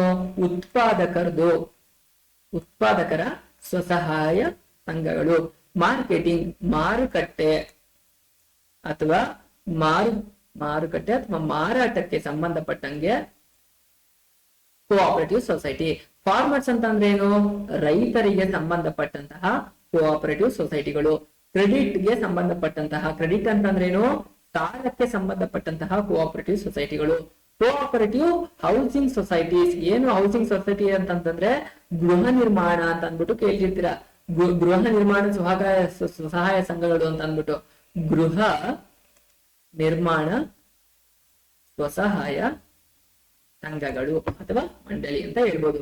ಇಷ್ಟು ಡಿಫ್ರೆಂಟ್ ಟೈಪ್ ಆಫ್ ಸೊಸೈಟೀಸ್ ಗಳಿದೆ. ಇನ್ನು ತುಂಬಾ ಡಿಫ್ರೆಂಟ್ ಟೈಪ್ ಆಫ್ ಕೋಆಪರೇಟಿವ್ ಸೊಸೈಟಿಗಳು ಇವೆ ಗೈಸ್. ನಿಮ್ಮ ಎಕ್ಸಾಮ್ ಪಾಯಿಂಟ್ ಆಫ್ ವ್ಯೂ ದಲ್ಲಿ ನಿಮ್ಮ ಮೆಚುರಿಟಿಗೆ ಎಷ್ಟು 1 2 3 5 6 ಡಿಫ್ರೆಂಟ್ ಟೈಪ್ ಆಫ್ ನಿಮ್ಗೆ ಕೋಆಪರೇಟಿವ್ ಸೊಸೈಟಿಗಳನ್ನ ಕೊಟ್ಟಿದ್ದಾರೆ. ಸೊ ನೀವು ಇಷ್ಟುದು ಅರ್ಥ ಮಾಡ್ಕೊಂಡು ಮೀನಿಂಗ್ ತಿಳ್ಕೊಂಡ್ರೆ ಸಾಕಾಗಿರುತ್ತೆ. ಅರ್ಥ ಆಯ್ತಾ? ಸೊ ಈಗ ನಾವು ಡಿಫ್ರೆಂಟ್ ಟೈಪ್ ಆಫ್ ಕೋಆಪರೇಟಿವ್ ಸೊಸೈಟಿಗಳ ಯಾವ್ಯಾವ್ದು ಅನ್ನೋದು ಅರ್ಥ ಮಾಡ್ಕೊಂಡು, ಕೋಆಪರೇಟಿವ್ ಸೊಸೈಟಿ ಅಂತಂದ್ರೆ ಏನು, ಕೋಆಪರೇಟಿವ್ ಸೊಸೈಟಿ ಸೆಕ್ಷನ್ ಯಾವ ತರದ್ದು ಬರ್ತದೆ, ಅದರಲ್ಲಿ ಇರ್ತಕ್ಕಂತಹ ಫೀಚರ್ ಗಳು ಏನು ಅನ್ನೋದನ್ನ ನಾವು ಅರ್ಥ ಮಾಡ್ಕೊಂಡು, ಹಾಗೆ ಅದರಲ್ಲಿ ಇರ್ತಕ್ಕಂತಹ ಮೆರಿಟ್ಸ್ ಗಳೇನು, ಲಿಮಿಟೇಷನ್ಸ್ ಗಳು ಏನು, ಮತ್ತೆ ಕೋಆಪರೇಟಿವ್ ಸೊಸೈಟಿಲಿ ಇರ್ತಕ್ಕಂತಹ ಡಿಫ್ರೆಂಟ್ ಟೈಪ್ ಏನು ಅಂತ ಕಂಪ್ಲೀಟ್ ಆಗಿ ಅರ್ಥ ಮಾಡ್ಕೊಂಡು ಇನ್ನೊಂದ್ಸಲ ಅದ್ರ ಬಗ್ಗೆ ಹೇಳ್ಬಿಡ್ತೀನಿ ನೋಡಿ. ಇಲ್ಲಿ consumer cooperative society. Consumer cooperative ಸೊಸೈಟಿನ ಏನಪ್ಪ ಮಾಡ್ಕೊಳ್ತಾರೆ, ಗ್ರಾಹಕರು ತಮ್ಗೆ ಆಗ್ತಾ ಇರ್ತಕ್ಕಂತಹ ಮೋಸಗಳು, ಬಿಸ್ನೆಸ್ ಮೆನ್ ಇಂದ ಆಗುವಂತಹ ಲಾಸಸ್ ಗಳಿಂದ ಅಥವಾ ಏನಾದ್ರೂ ಪ್ರಾಬ್ಲಮ್ ಫೇಸ್ ಆಯ್ತು ಅಂತಂದ್ರೆ ಅವರಿಗೆ ಅದರಿಂದ ಒಂದು ಉತ್ತರ ಬೇಕಾಗಿರುತ್ತೆ ಅಲ್ವಾ. ಅದರಿಂದ ಏನಾದ್ರು ಪ್ರಾಬ್ಲಮ್ ಆಯ್ತು ಅಂತಂದ್ರೆ ಅದರಿಂದ ಹೊರಗ್ ಬರ್ಬೇಕಲ್ಲ. ಹಾಗಾಗಿ ಕನ್ಸ್ಯೂಮರ್ ಗಳೇ ಸೇರ್ಕೊಂಡು ಏನಾದ್ರು ಮೋಸ ಆಗ್ತಿದೆ ಅಂತಂದ್ರೆ ಅವ್ರು ಎಗನೆಸ್ಟ್ ಮಾತಾಡ್ಲಿಕ್ಕೋಸ್ಕರ ಅಂತ ಗ್ರಾಹಕರಿಗೆಲ್ಲ ಸೇರ್ಸಿ ಮಾಡಿರೋಂತಹದ್ನೇ ಕನ್ಸ್ಯೂಮರ್ ಕೋಆಪರೇಟಿವ್ ಸೊಸೈಟಿ ಅಂತ ಹೇಳ್ತಾರೆ. ಹಾಗಾದ್ರೆ ಪ್ರೊಡ್ಯೂಸರ್ಸ್ ಕೋಆಪರೇಟಿವ್ ಸೊಸೈಟಿ ಅಂತಂದ್ರೆ ಏನು, ಯಾವ್ದೋ ದೊಡ್ಡ ದೊಡ್ಡ ಇಂಡಸ್ಟ್ರಿಗಳಾಗಿರ್ಬೋದು ಅಥವಾ ಗಾರ್ಮೆಂಟ್ಸ್ ಗಳಾಗಿರ್ಬೋದು, ಯಾವ್ದೋ ಒಂದು ಮಿಷನರಿ ಆಗಿರ್ಬೋದು, ಸಂಬಂಧಪಟ್ಟಂಗೆ ಏನೋ ಒಂದು ಬಿಸ್ನೆಸ್ ನ ಪ್ರೊಡ್ಯೂಸ್ ಮಾಡ್ತಾ ಇದಾರೆ, ಒಂದು ರಾ ಮೆಟೀರಿಯಲ್ ನ ತಗೊಂಡ್ಬಿಟ್ಟು ಯಾವ್ದೋ ಒಂದು ಪ್ರಾಡಕ್ಟ್ ಆಗಿ ಕನ್ವರ್ಟ್ ಮಾಡ್ತಾ ಇದಾರೆ ಅಂತಂದ್ರೆ ಅಲ್ಲಿ ಇರ್ತಕ್ಕಂತಹ ಬೇರೆ ಬೇರೆ ಡಿಫ್ರೆಂಟ್ ಟೈಪ್ ಆಫ್ ಪ್ರೊಡ್ಯೂಸರ್ಸ್ ಎಲ್ಲ ಸೇರ್ಕೊಂಡು ಅವರ ಡೆವಲಪ್ಮೆಂಟ್ ಗೆ ಬೇಕಾದಂತಹ ಒಂದು ಮಂಡಳಿಯನ್ನ ಮಾಡ್ಕೊಂಡ್ರೆ ಅಂತಹದ್ದನ್ನ ಪ್ರೊಡ್ಯೂಸರ್ಸ್ ಕೋಆಪರೇಟಿವ್ ಸೊಸೈಟಿ ಅಂತ ಕರೀತಾರೆ. ಹಾಗಾದ್ರೆ ಮಾರ್ಕೆಟ್ ಕೋಆಪರೇಟಿವ್ ಸೊಸೈಟಿ ಅಂತಂದ್ರೆ ಏನು, ಮಾರುಕಟ್ಟೆಗೆ ಸಂಬಂಧಪಟ್ಟಂಗೆ ಇಲ್ಲಿ ಆಗ್ತಕ್ಕಂತಹ ಏರಿಳಿತಗಳು ಅಂದ್ರೆ ಈಗ ಒಂದೊಂದ್ಸಲ ಪ್ರೈಸ್ ತುಂಬಾ ಸಡನ್ ಆಗಿ ಹೈಕ್ ಆಗ್ಬಿಡುತ್ತೆ, ಒಂದೊಂದ್ಸಲ ತುಂಬಾ ಸಡನ್ ಆಗಿ ಲೋ ಆಗ್ಬಿಡುತ್ತೆ. ಅದನ್ನ ಸ್ಟೇಬಲ್ ಆಗಿ ನಿಂತ್ಕೊಂಡು ಹೋದ್ರೆ ತಾನೇ ಕಾಮನ್ ಪೀಪಲ್ ಪ್ರತಿ ಸಲನು ಅಫೋರ್ಡಬಲ್ ರೇಟ್ ಅಲ್ಲಿ ತಗೊಳಕಾಗೋದು. ಸೊ ಆತರ ಆಗದೆ ಇರ್ಲಿ ಅಂತ ಅಂದ್ಬಿಟ್ಟುನೆ ಮಾರ್ಕೆಟ್ ಸ್ಟೇಬಲ್ ಆಗಿರ್ಲಿ ಅಂತ ಅನ್ನೋ ಪರ್ಪಸ್ಗೋಸ್ಕರ ಅಂತಹ ವ್ಯಕ್ತಿಗಳಿಗೆಲ್ಲ ಮಾರ್ಕೆಟಿಂಗ್ ಅಲ್ಲಿ ಇರ್ತಕ್ಕಂತಹ ಅಂದ್ರೆ ಮಾರ್ಕೆಟ್ ಅಲ್ಲಿ ಇರ್ತಕ್ಕಂತಹ ಎಲ್ಲಾ ಬಿಸ್ನೆಸ್ ನಡೆಸ್ತಕ್ಕಂತಹ ಮೆನ್ಗಳು ಸೇರಿ ಮಾಡ್ತಕ್ಕಂತಹದ್ದು ಮಾರ್ಕೆಟಿಂಗ್ ಕೋಆಪರೇಟಿವ್ ಸೊಸೈಟಿ ಅಂತ ಕೇಳ್ತಾರೆ. ಹಾಗಾದ್ರೆ ಫಾರ್ಮರ್ಸ್ ಕೋಆಪರೇಟಿವ್ ಸೊಸೈಟಿ ಅಂತ ಅಂದ್ರೆ ಫಾರ್ಮರ್ಸ್ಗೆ ಬೇಕಾದಂತಹ ಬಿತ್ತನೆ ಬೀಜಗಳಾಗಿರ್ಬೋದು ಅಥವಾ ಗೊಬ್ಬರಗಳಾಗಿರ್ಬೋದು ಅಥವಾ ಮತ್ತೊಂದು ಏನು ಅವರು ಪೈಪ್ಗಳು ರೈತ ಆಗಿರ್ಬೋದು ಮತ್ತೊಂದು ಏನೇ ಆಗಿರ್ಬೋದು ಮೋಸ ಆಗ್ಲಾರ್ದಂಗೆ ಒಂದು ಚೆನ್ನಾಗಿರೋಂತಹ ತಂದು ಮತ್ತೆ ಅವರು ರೈತರು ಕರೆಕ್ಟ್ ಆಗಿರೋ ತಂದ್ರೆ ಮಾತ್ರ ತಾನೇ ಚೆನ್ನಾಗಿರೋದು ಬೆಳೆಯಕ್ಕಾಗೋದು ಅಂತ ಅವ್ರ ಡೆವಲಪ್ಮೆಂಟ್ ಗೋಸ್ಕರ ಮಾಡ್ಕೊಂಡಿರೋಂತಹ ಸೊಸೈಟಿನ ಬೆಳೆದಾದ್ಮೇಲೆ ಬರ್ತಕ್ಕಂತಹದ್ನ ಒಳ್ಳೆ ರೇಟಿಗೆ ಮಾರ್ತಕ್ಕಂತಹದ್ನ ಒಂದು ಫೌಂಡೇಶನ್ ನ ಮಾಡ್ಕೊಂಡಿದ್ದಾರೆ ಅಂತ ಅದನ್ನ ಫಾರ್ಮರ್ ಕೋಆಪರೇಟಿವ್ ಸೊಸೈಟಿ ಅಂತ ಕೇಳ್ತಾರೆ. ಹಾಗಾದ್ರೆ ಕ್ರೆಡಿಟ್ಸ್ ಕೋಆಪರೇಟಿವ್ ಸೊಸೈಟಿ ಅಂತಂದ್ರೆ ಏನು? ಕ್ರೆಡಿಟ್ ಕೋಆಪರೇಟಿವ್ ಸೊಸೈಟಿಗಳು ಸಾಲಕ್ಕೆ ಸಂಬಂಧಪಟ್ಟಿದ್ದಾಗಿರುತ್ತೆ. ಅವರು ಒಂದು ಸಣ್ಣದಾದಂತಹ ಬ್ಯಾಂಕ್ ಅನ್ನ ಕ್ರೆಡಿಟ್ ಕೋಆಪರೇಟಿವ್ ಬ್ಯಾಂಕ್ ಅನ್ನ ಓಪನ್ ಮಾಡ್ಕೊಂಡಿರ್ತಾರೆ. ಅವ್ರ ಮೆಂಬರ್ಸ್ ಯಾರಿರ್ತಾರೆ ಅವ್ರಿಗೆ ಸಾಲವನ್ನ ಕೊಡ್ತಾರೆ. ಸಾಲವನ್ನ ಕೊಟ್ಟಾಗ ಅವ್ರಿಗೆ ಇಂಟ್ರೆಸ್ಟ್ ಕೂಡ ವಾಪಸ್ ಬರುತ್ತೆ. ಸೊ ಅಂತಹ ಸಹಕಾರಿ ಸಂಘಗಳು ತಮ್ಮಲ್ಲಿ ಇರ್ತಕ್ಕಂತಹ ಮೆಂಬರ್ಸ್ಗೆ ಸಾಲವನ್ನ ಕೊಟ್ಟು ಅವರು ಕೂಡ ಸರ್ವೈವ್ ಆಗ್ತಕ್ಕಂತಹ ಒಂದು ಸಂಸ್ಥೆಯನ್ನ ಮಾಡ್ಕೊಂಡಿರ್ತಾರೆ. ಇದರಿಂದ ಏನಾಗುತ್ತೆ, ಅವ್ರ ಮೆಂಬರ್ಸ್ಗೆ ಸಾಲ ಸಿಗುತ್ತೆ, ಅವ್ರು ಯಾವ್ದ್ರ ಮೇಲೆ ಇನ್ವೆಸ್ಟ್ ಮಾಡಿ ದುಡ್ಡನ್ನ ಸಂಪಾದನೆ ಮಾಡಬಹುದಾಗಿದೆ. ಕರೆಕ್ಟಾ? ಸೊ ಅಂತಹದನ್ನ ಕೋಆಪರೇಟಿವ್ ಕ್ರೆಡಿಟ್ ಸಾಲಕ್ಕೆ ಸಂಬಂಧಪಟ್ಟಂತಹ ಕೋಆಪರೇಟಿವ್ ಸೊಸೈಟಿಗಳು ಅಂತ ಹೇಳ್ತಾ ಇದ್ದಾರೆ. ಆದ್ರೆ ಫೈನಲ್ ಆಗಿ ಯಾವುದು ಕೋಆಪರೇಟಿವ್ ಹೌಸಿಂಗ್ ಸೊಸೈಟೀಸ್. ಏನು ಕೋಆಪರೇಟಿವ್ ಹೌಸಿಂಗ್ ಸೊಸೈಟಿ ಅಂತಂದ್ರೆ ಇದು ಯೂಶಲಿ ಯಾರು ನೀವು ಅಪಾರ್ಟ್ಮೆಂಟ್ ಗಳಲ್ಲಿ ಬೆಳೆದಿದ್ದೀರಾ ಅಥವಾ ಯಾರು ಅಪಾರ್ಟ್ಮೆಂಟ್ ಅಲ್ಲಿ ಇರ್ತೀರಾ ಅವ್ರಿಗೆ ತುಂಬಾ ಚೆನ್ನಾಗಿರುತ್ತೆ. ಒಂದು ಹೌಸಿಂಗ್ ಸೊಸೈಟಿಗಳಲ್ಲಿ ಪ್ಲಾಟ್ ಗಳು ಅಲಾಟ್ ಮಾಡೋದಾಗಿರ್ಬೋದು ಅಥವಾ ತಗೊಂಡು ಬೇರೆಯವ್ರಿಗೆ ಸೇಲ್ ಮಾಡೋದಾಗಿರ್ಬೋದು. ಅದಾದ್ಮೇಲೆ ಒಂದು ಹೌಸಿಂಗ್ ಸೊಸೈಟಿಲಿ ಇದ್ದಾಗ ಅವರು ಮೇಂಟೈನ್ ಮಾಡ್ಬೇಕಾದಂತಹ ಎಥಿಕ್ಸ್ ಗಳು ಏನು, ಕೋಡ್ ಆಫ್ ಕಂಡಕ್ಟ್ಸ್ ಗಳು ಏನು ಅನ್ನೋದನ್ನ ಕಂಪ್ಲೀಟ್ ಆಗಿ ಅದ್ರಲ್ಲಿ ಇರುತ್ತೆ. ಸೊ ಅದನ್ನ ಕೋಆಪರೇಟಿವ್ ಏನು ಹೌಸಿಂಗ್ ಸೊಸೈಟಿ ಗೃಹ ನಿರ್ಮಾಣ ಅದರಲ್ಲಿ ಡಿಸ್ಟ್ರಿಬ್ಯೂಷನ್ ಆಗಿರ್ಬೋದು ಅವ್ರ ಮೆಂಬರ್ಸ್ ಮಾತ್ರನೇ ಈಗ ಒಂದು ಲ್ಯಾಂಡ್ ತಗೊಂಡು ಅದನ್ನ ಪ್ಲಾಟ್ ಗಳಾಗಿ ಕನ್ವರ್ಟ್ ಮಾಡ್ತಿದ್ದಾರೆ ಅಂತಂದ್ರೆ ಅದನ್ನ ಯಾರಿಗೆ ಕೊಡ್ತಾರೆ ಅಂದ್ರೆ ಹೊರಗಿನವ್ರಿಗೆ ಕೊಡಲ್ಲ, ಆ ಹೌಸಿಂಗ್ ಸೊಸೈಟಿಲಿ ಇರ್ತಕ್ಕಂತಹ ಮೆಂಬರ್ಸ್ ಮಾತ್ರ ಕೊಡ್ತಾರೆ. ಸೊ ನಿಮ್ಗೆ ಈಗಾಗಲೇ ಕಂಪ್ಲೀಟ್ ಆಗಿ ಅರ್ಥ ಆಯ್ತು ಅಂತ. ಕನ್ಸ್ಯೂಮರ್ಸ್ ಅಂತಂದ್ರೆ ಕನ್ಸ್ಯೂಮರ್ ಉಳಿಸೋಕೋಸ್ಕರ ಅಂತಹ ಮಾಡಿರಂತಹದ್ದು. ಅದಾದ್ಮೇಲೆ ಪ್ರೊಡ್ಯೂಸರ್ಸ್ ಆಗಿರ್ಬೋದು. ಪ್ರೊಡ್ಯೂಸರ್ಸ್ ಅಂತಂದ್ರೆ ಒಂದೊಂದು ರಾ ಮೆಟೀರಿಯಲ್ ನ ಫಿನಿಶ್ ಪ್ರಾಡಕ್ಟ್ ಆಗಿ ಕನ್ವರ್ಟ್ ಮಾಡ್ತಕ್ಕಂತಹದ್ದು ಮಾರ್ಕೆಟಿಂಗ್ ಗೆ ಸಂಬಂಧಪಟ್ಟಂಗಾಗಿರ್ಬೋದು. ಅದಾದ್ಮೇಲೆ ಫಾರ್ಮರ್ಸ್ ಕೋಆಪರೇಟಿವ್ ಸೊಸೈಟಿ ಕ್ರೆಡಿಟ್ ಗೆ ಸಂಬಂಧಪಟ್ಟಂತದಾಗಿರ್ಬೋದು. ಅದಾದ್ಮೇಲೆ ಹೌಸಿಂಗ್ ಸೊಸೈಟಿಗೆ ಸಂಬಂಧಪಟ್ಟಿದ್ನ ಕಂಪ್ಲೀಟ್ ಆಗಿ ಸೊಸೈಟಿ ಬಗ್ಗೆ ಕಲ್ತಿದ್ದೀರಾ. ನೆಕ್ಸ್ಟ್ ಇನ್ನ ಯಾವ್ದು ಕಾನ್ಸೆಪ್ಟ್ ಬರುತ್ತೆ ಅಂತಂದ್ರೆ ಜಾಯಿಂಟ್ ಸ್ಟಾಕ್ ಕಂಪನಿಗಳು. ಜಾಯಿಂಟ್ ಸ್ಟಾಕ್ ಕಂಪನಿಗಳನ್ನ ಕಂಪ್ಲೀಟ್ ಆಗಿ ನಾವು ತಿಳ್ಕೊಳ್ಳೋಣ. ಜಾಯಿಂಟ್ ಸ್ಟಾಕ್ ಕಂಪನಿಗೆ ಎಕ್ಸಾಂಪಲ್ ಗಳು ಯಾವ್ಯಾವ್ದು? ಇನ್ಫೋಸಿಸ್, ಟಾಟಾ, ಬಿರ್ಲಾ, ನೀವು ಯಾವ್ದು ಬೇಕಾದ್ರೂ ದೊಡ್ಡ ದೊಡ್ಡ ಕಂಪನಿಗಳದ್ದು ಲೀಸ್ಟ್ ಅಂತಂತಂದ್ರೆ ಒಂದು 10 ಡಿಫ್ರೆಂಟ್ ಟೈಪ್ ಆಫ್ ನೀವು ಗೂಗಲ್ ಅಲ್ಲಿ ಹಾಕ್ತೀರಾ ಅಂತಂದ್ರೆ ಒಂದಲ್ಲ ಒಂದು ಲಕ್ಷಾಂತರ ನಿಮ್ಗೆ ಸಾವಿರಾರು ಸಿಕ್ಬಿಡ್ದು. MCA ಅಂತ ಇದೆ, ಮಿನಿಸ್ಟ್ರಿ ಆಫ್ ಕಾರ್ಪೊರೇಟ್ ಅಫೇರ್ಸ್ ಅಲ್ಲಿ ಒಂದು ಕಂಪ್ನಿ ಮಾಡ್ಬೇಕು ಅಂತಂದ್ರೆ ಅವರು ಏನು ಹೇಳ್ತಾರೆ ಆ ರೂಲ್ಸ್ ಅಂಡ್ ರೆಗ್ಯುಲೇಷನ್ಸ್ ಪ್ರಕಾರನೇ ಅವರು ಒಂದು ಕಂಪ್ನಿಯನ್ನ ನಡೆಸಬೇಕಾಗುತ್ತೆ. MOA, AOA ಎಲ್ಲ ಮಾಡ್ಬೇಕಾಗತ್ತೆ. ಸೊ ಆ ಪ್ರೋಸೆಸ್ ಎಲ್ಲ ಕಂಪ್ಲೀಟ್ ಮಾಡೇ ಒಂದು ಕಂಪ್ನಿನ ಸ್ಟಾರ್ಟ್ ಮಾಡ್ಬೇಕಾಗತ್ತೆ. ಸೊ ಆ ತರ ಕಂಪನೀಸ್ ಗಳಂತಂದ್ರೆ ಏನು ಅನ್ನೋದನ್ನ ಕಂಪ್ಲೀಟ್ ಆಗಿ ಈಗ ತಿಳ್ಕೊಳ್ಳೋಣ. Joint stock companies. Joint stock companies according to companies act of 2013, 1932 ಅಲ್ಲಿ ಹಳೇದು ಪಾರ್ಟ್ನರ್ಶಿಪ್ ಆಕ್ಟ್ ಇತ್ತು. ಈಗ ಅದು ರಿವೈಸ್ ಆಯ್ತು. 2013 ಅಲ್ಲಿ ಹೊಸ ಆಕ್ಟ್ ಆಗಿ ಬಂತು.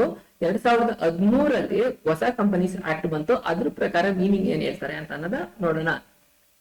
1932 ಅಲ್ಲಿ ಹಳೆ ಪಾರ್ಟ್ನರ್ಶಿಪ್ ಇತ್ತು. ಈಗ 2013 ಅಲ್ಲಿ ಬಹಳಷ್ಟು ಚೇಂಜಸ್ ಆಗಿ ಹೊಸ ಪಾರ್ಟ್ನರ್ಶಿಪ್ ಆಕ್ಟ್ ಇದೆ. A company incorporated under this act or any of the previous companies act accounting JSC ಅಂತಂದ್ರೆ joint stock company is an artificial person ಅಥವಾ one meaning first meaning ತಿಳ್ಕೊಬಿಡೋಣ. According to companies act of 2013 ಪ್ರಕಾರ companies act 2013 ಪ್ರಕಾರ company ಅಂತಂದ್ರೆ ಏನು ಅಂತಂದ್ರೆ ಒಂದು company incorporated under 2013 companies act ಪ್ರಕಾರ ರಿಜಿಸ್ಟರ್ ಆಗಿರ್ಬೇಕು ಅಥವಾ ಹಳೆ ಕಂಪನೀಸ್ ಆಕ್ಟ್ ಪ್ರಕಾರ ಅದು ರಿಜಿಸ್ಟರ್ ಆಗಿದ್ರೆ ಅದನ್ನ ಕಂಪನಿ ಅಂತ ಅಂದ್ಬಿಟ್ಟು ಕನ್ಸಿಡರ್ ಮಾಡ್ತಾರೆ ಅಂತ ಹೇಳ್ತಾ ಇದ್ದಾರೆ. ಅಥವಾ ಇನ್ನೂ ಒಂದು ಮೀನಿಂಗ್ ಬೇಕು ಅಂತಂದ್ರೆ a joint stock company is a artificial person. Artificial person ಅಂತಂದ್ರೆ ಏನು, ಈಗ ನಾವೆಲ್ಲ ರಿಯಲ್ ಪರ್ಸನ್, ಆರ್ಟಿಫಿಷಿಯಲ್ ಅಂತಂದ್ರೆ ಬಿಸ್ನೆಸ್ ಗಳೆಲ್ಲ ಆರ್ಟಿಫಿಷಿಯಲ್ ಪರ್ಸನ್ಗಳು. ನೀವು ಯಾವ್ದ್ರಲ್ಲಿ ನೀವು ಪರ್ಸನಲ್ ಅಕೌಂಟ್ ನ ಕಲಿಬೇಕಂದ್ರೆ ಇದನ್ನೆಲ್ಲ ತಿಳ್ಕೊಂಡಿರ್ತೀರಾ. Artificial person having a separate legal entity, perpetual succession and common seal. ಏನು ಸಪರೇಟ್ ಲೀಗಲ್ ಎಂಟಿಟಿ ಅಂತಂದ್ರೆ ಅದು ಓನರ್ ಇಂದ ಡಿಫ್ರೆಂಟ್ ಆಗಿರುತ್ತೆ ಅಂತ ಅಂದ್ಬಿಟ್ಟು ಹೇಳ್ತಾ ಇದ್ರೆ. ಪರ್ಪೆಕ್ಚುಯಲ್ ಸಕ್ಸೆಷನ್ ಅಂತಂದ್ರೆ ಅದು ಎಷ್ಟು ವರ್ಷ ಬೇಕಾದ್ರೂ ಲಾಂಗ್ ಟರ್ಮ್ ಇರುತ್ತೆ. ಅದಕ್ಕೆ ಈಗ ಮನುಷ್ಯರಾಯ್ತು ಅಂತಂದ್ರೆ ನಾವು ಎಂತ ಪರ್ಸನ್ಗಳು, ನಾವು ಬಿಸ್ನೆಸ್ ಲೀಗಲ್ ಪರ್ಸನ್, ನಾವು ಆಕ್ಚುಯಲ್ ಪರ್ಸನ್ಗಳಲ್ವಾ. ಪರ್ಸನ್ ನಾವು ಬದುಕ್ತಿರ್ತೀವಿ, ನಮ್ಗೆ ಒಂದು ಡೆತ್ ಇರುತ್ತೆ. ಆದ್ರೆ ಬಿಸ್ನೆಸ್ಗೆ ಯಾವುದೇ ರೀತಿಯಾದಂತಹ ಡೆತ್ ಇರೋದಿಲ್ಲ, ಅದು ಸುದೀರ್ಘವಾಗಿ ನಡ್ಕೊಂಡು ಹೋಗ್ತಾ ಇರ್ಬೋದು. ಒಂದು ಕಾಮನ್ ಸೀಲ್ ಇರುತ್ತೆ ಅದಕ್ಕೆ ಅಂತ ಅಂದ್ಬಿಟ್ಟು ಹೇಳ್ತಾ ಇದ್ರೆ. ಸೊ ನಿಮಗೆ ಕಂಪನಿದು ಮೀನಿಂಗ್ ಏನು ಅಂತ ಅಂದ್ಬಿಟ್ಟು ಗೊತ್ತಾಯ್ತು.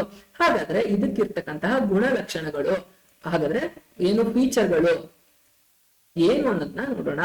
ಆರ್ಟಿಫಿಷಿಯಲ್ ಪರ್ಸನ್, ನಾವೆಲ್ಲ ರಿಯಲ್ ಪರ್ಸನ್ ಬದುಕಿರ್ತಕ್ಕಂತಹದ್ದು. ಅದೇ ತರನೇ ಬಿಸ್ನೆಸ್ ಒಂದು ಆರ್ಟಿಫಿಷಿಯಲ್ ಪರ್ಸನ್. ಆರ್ಟಿಫಿಷಿಯಲ್ ಪರ್ಸನ್ ಅಂತಂದ್ರೆ ಅದಕ್ಕೆ in the I of law ಅಲ್ಲಿ ಅದು ಬದುಕ್ತಾ ಇದೆ ಅನ್ನೋದನ್ನ ಹೇಳ್ತಾರೆ. ಅದು ಕಂಪನೀಸ್ ನ ಮೊದಲನೇ ಫೀಚರ್ ಆಗಿದೆ.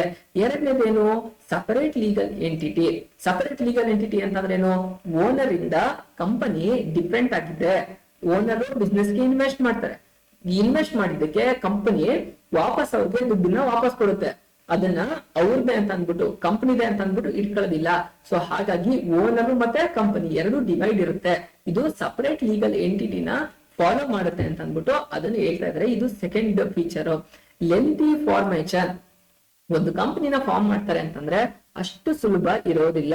ಅದರಲ್ಲಿ ಬೋರ್ಡ್ ಆಫ್ ಮೆಂಬರ್ಸ್ ಗಳು ಬರ್ತಾರೆ, ಅವ್ರು ಎಲ್ಲ ಒಪ್ಕೊಳ್ಬೇಕಾಗುತ್ತೆ, ಮ್ಯೂಚುವಲ್ ಅಂಡರ್ಸ್ಟ್ಯಾಂಡಿಂಗ್ ಇರಬೇಕಾಗುತ್ತೆ, ಅವ್ರ ಕ್ಯಾಪಿಟಲ್ ನ ಇನ್ವೆಸ್ಟ್ ಮಾಡ್ಬೇಕಾಗುತ್ತೆ. ಮಿನಿಸ್ಟ್ರಿ ಆಫ್ ಕಾರ್ಪೊರೇಟ್ ಅಫೇರ್ಸ್ ಅಲ್ಲಿ ರಿಜಿಸ್ಟ್ರೇಷನ್ ಮಾಡ್ಕೊಳ್ಬೇಕಾದ್ರೆ ರಿಜಿಸ್ಟ್ರೇಷನ್ ಅಷ್ಟು ಸುಲಭ ಇರೋದಿಲ್ಲ. MOA ಮೆಮೊರಾಂಡಮ್ ಆಫ್ ಅಸೋಸಿಯೇಷನ್ ಕೊಡ್ಬೇಕಾಗುತ್ತೆ, ಆರ್ಟಿಕಲ್ಸ್ ಆಫ್ ಅಸೋಸಿಯೇಷನ್ಸ್ ಇರುತ್ತೆ, ಟರ್ಮ್ಸ್ ಅಂಡ್ ಕಂಡೀಷನ್ಸ್ ಗಳು ತುಂಬಾ ಇರುತ್ತೆ. ಅವೆಲ್ಲ ಫುಲ್ಫಿಲ್ ಮಾಡಿದ್ರೆ ಮಾತ್ರ ಒಂದು ಕಂಪನಿ ಓಪನ್ ಆಗುತ್ತೆ. ಏನು, ಅದು ತುಂಬಾ ದೊಡ್ಡ ಲೆಂತಿ ಪ್ರೋಸೆಸ್ ಇದೆ ಅಂತ ಅಂದ್ಬಿಟ್ಟು ಹೇಳ್ತಾ ಇದಾರೆ. Perpetual succession. ಏನು ಪರ್ಪೆಕ್ಚುಯಲ್ ಸಕ್ಸೆಷನ್ ಅಂದ್ರೆ ಸರ್ವಕಾಲಿಕ, ಬರ್ಕಳಿ ತುಂಬಾ ಇಂಪಾರ್ಟೆಂಟ್, ಅಥವಾ ಸುದೀರ್ಘ. ಇದು ಪರ್ಪೆಕ್ಚುಯಲ್ ಸಕ್ಸೆಷನ್ ಅಂತಂದ್ರೆ ಸರ್ವಕಾಲಿಕ. ಎಷ್ಟು ತಲೆಮಾರುಗಳು ಇದ್ದು ಯಾವ ಜನ ಹೋದ್ರು ಅಂತಂದ್ರೆ ಬಿಸ್ನೆಸ್ ಕ್ಲೋಸ್ ಆಗಲ್ಲ, ಕಂಪನಿ ಕ್ಲೋಸ್ ಆಗಲ್ಲ, ಸರ್ವಕಾಲಿಕವಾಗಿ ಇದು ರನ್ ಆಗ್ತಾ ಇರುತ್ತೆ ಅಂತ ಅಂದ್ಬಿಟ್ಟು ಹೇಳ್ತಾ ಇದ್ರೆ. ಇದ್ರ ಮ್ಯಾನೇಜ್ಮೆಂಟ್ ಮತ್ತೆ ಕಂಟ್ರೋಲ್ ಯಾರು ಮಾಡ್ತಾರೆ ಅಂತಂದ್ರೆ ಅದ್ರಲ್ಲಿ ಇರ್ತಕ್ಕಂತಹ ಬೋರ್ಡ್ ಆಫ್ ಡೈರೆಕ್ಟರ್ಸ್ ಯಾರು ಇರ್ತಾರೆ ಅವ್ರು ಮಾಡ್ತಾರೆ ಅಂತ ಅಂದ್ಬಿಟ್ಟು ಹೇಳ್ತಾ ಇದಾರೆ. ಅದು ಒಂದು ಕಂಪನಿಯ ಫೀಚರ್ ಆಗಿದೆ ಅಂತ ಹೇಳ್ತಾ ಇದಾರೆ. Limited liability. ಏನ್ ಲಿಮಿಟೆಡ್ ಲಯಬಿಲಿಟಿ ಅಂತಂದ್ರೆ ಅದರಲ್ಲಿ ಟೋಟಲ್ ಎಷ್ಟು ವೆಲ್ತ್ ಇರುತ್ತೆ ಅಷ್ಟು ಪ್ರಕಾರನೇ ಬಿಸ್ನೆಸ್ ನ ನಡೆಸಬೇಕಾಗತ್ತೆ. ಹೆಚ್ಚಿಗೆ ಅದಕ್ಕಿರ್ತಕ್ಕಂಥದಕ್ಕನ್ನ ಮೀರಿ ಯಾವುದೇ ರೀತಿಯಾದಂತಹ ಹೊಣೆಗಾರಿಕೆನ ಅದು ಮಾಡೋದಿಲ್ಲ, ಮಾಡ್ಕೊಂಡು ಬಿಸ್ನೆಸ್ ಕಂಪನಿನ ನಡೆಸಕ್ ಆಗೋದಿಲ್ಲ. ಅದು ಒಂದು ಫೀಚರ್ ಆಫ್ ಅ ಕಂಪನಿ ಅಂತ ಅಂದ್ಬಿಟ್ಟು ಹೇಳ್ತಾ ಇದಾರೆ.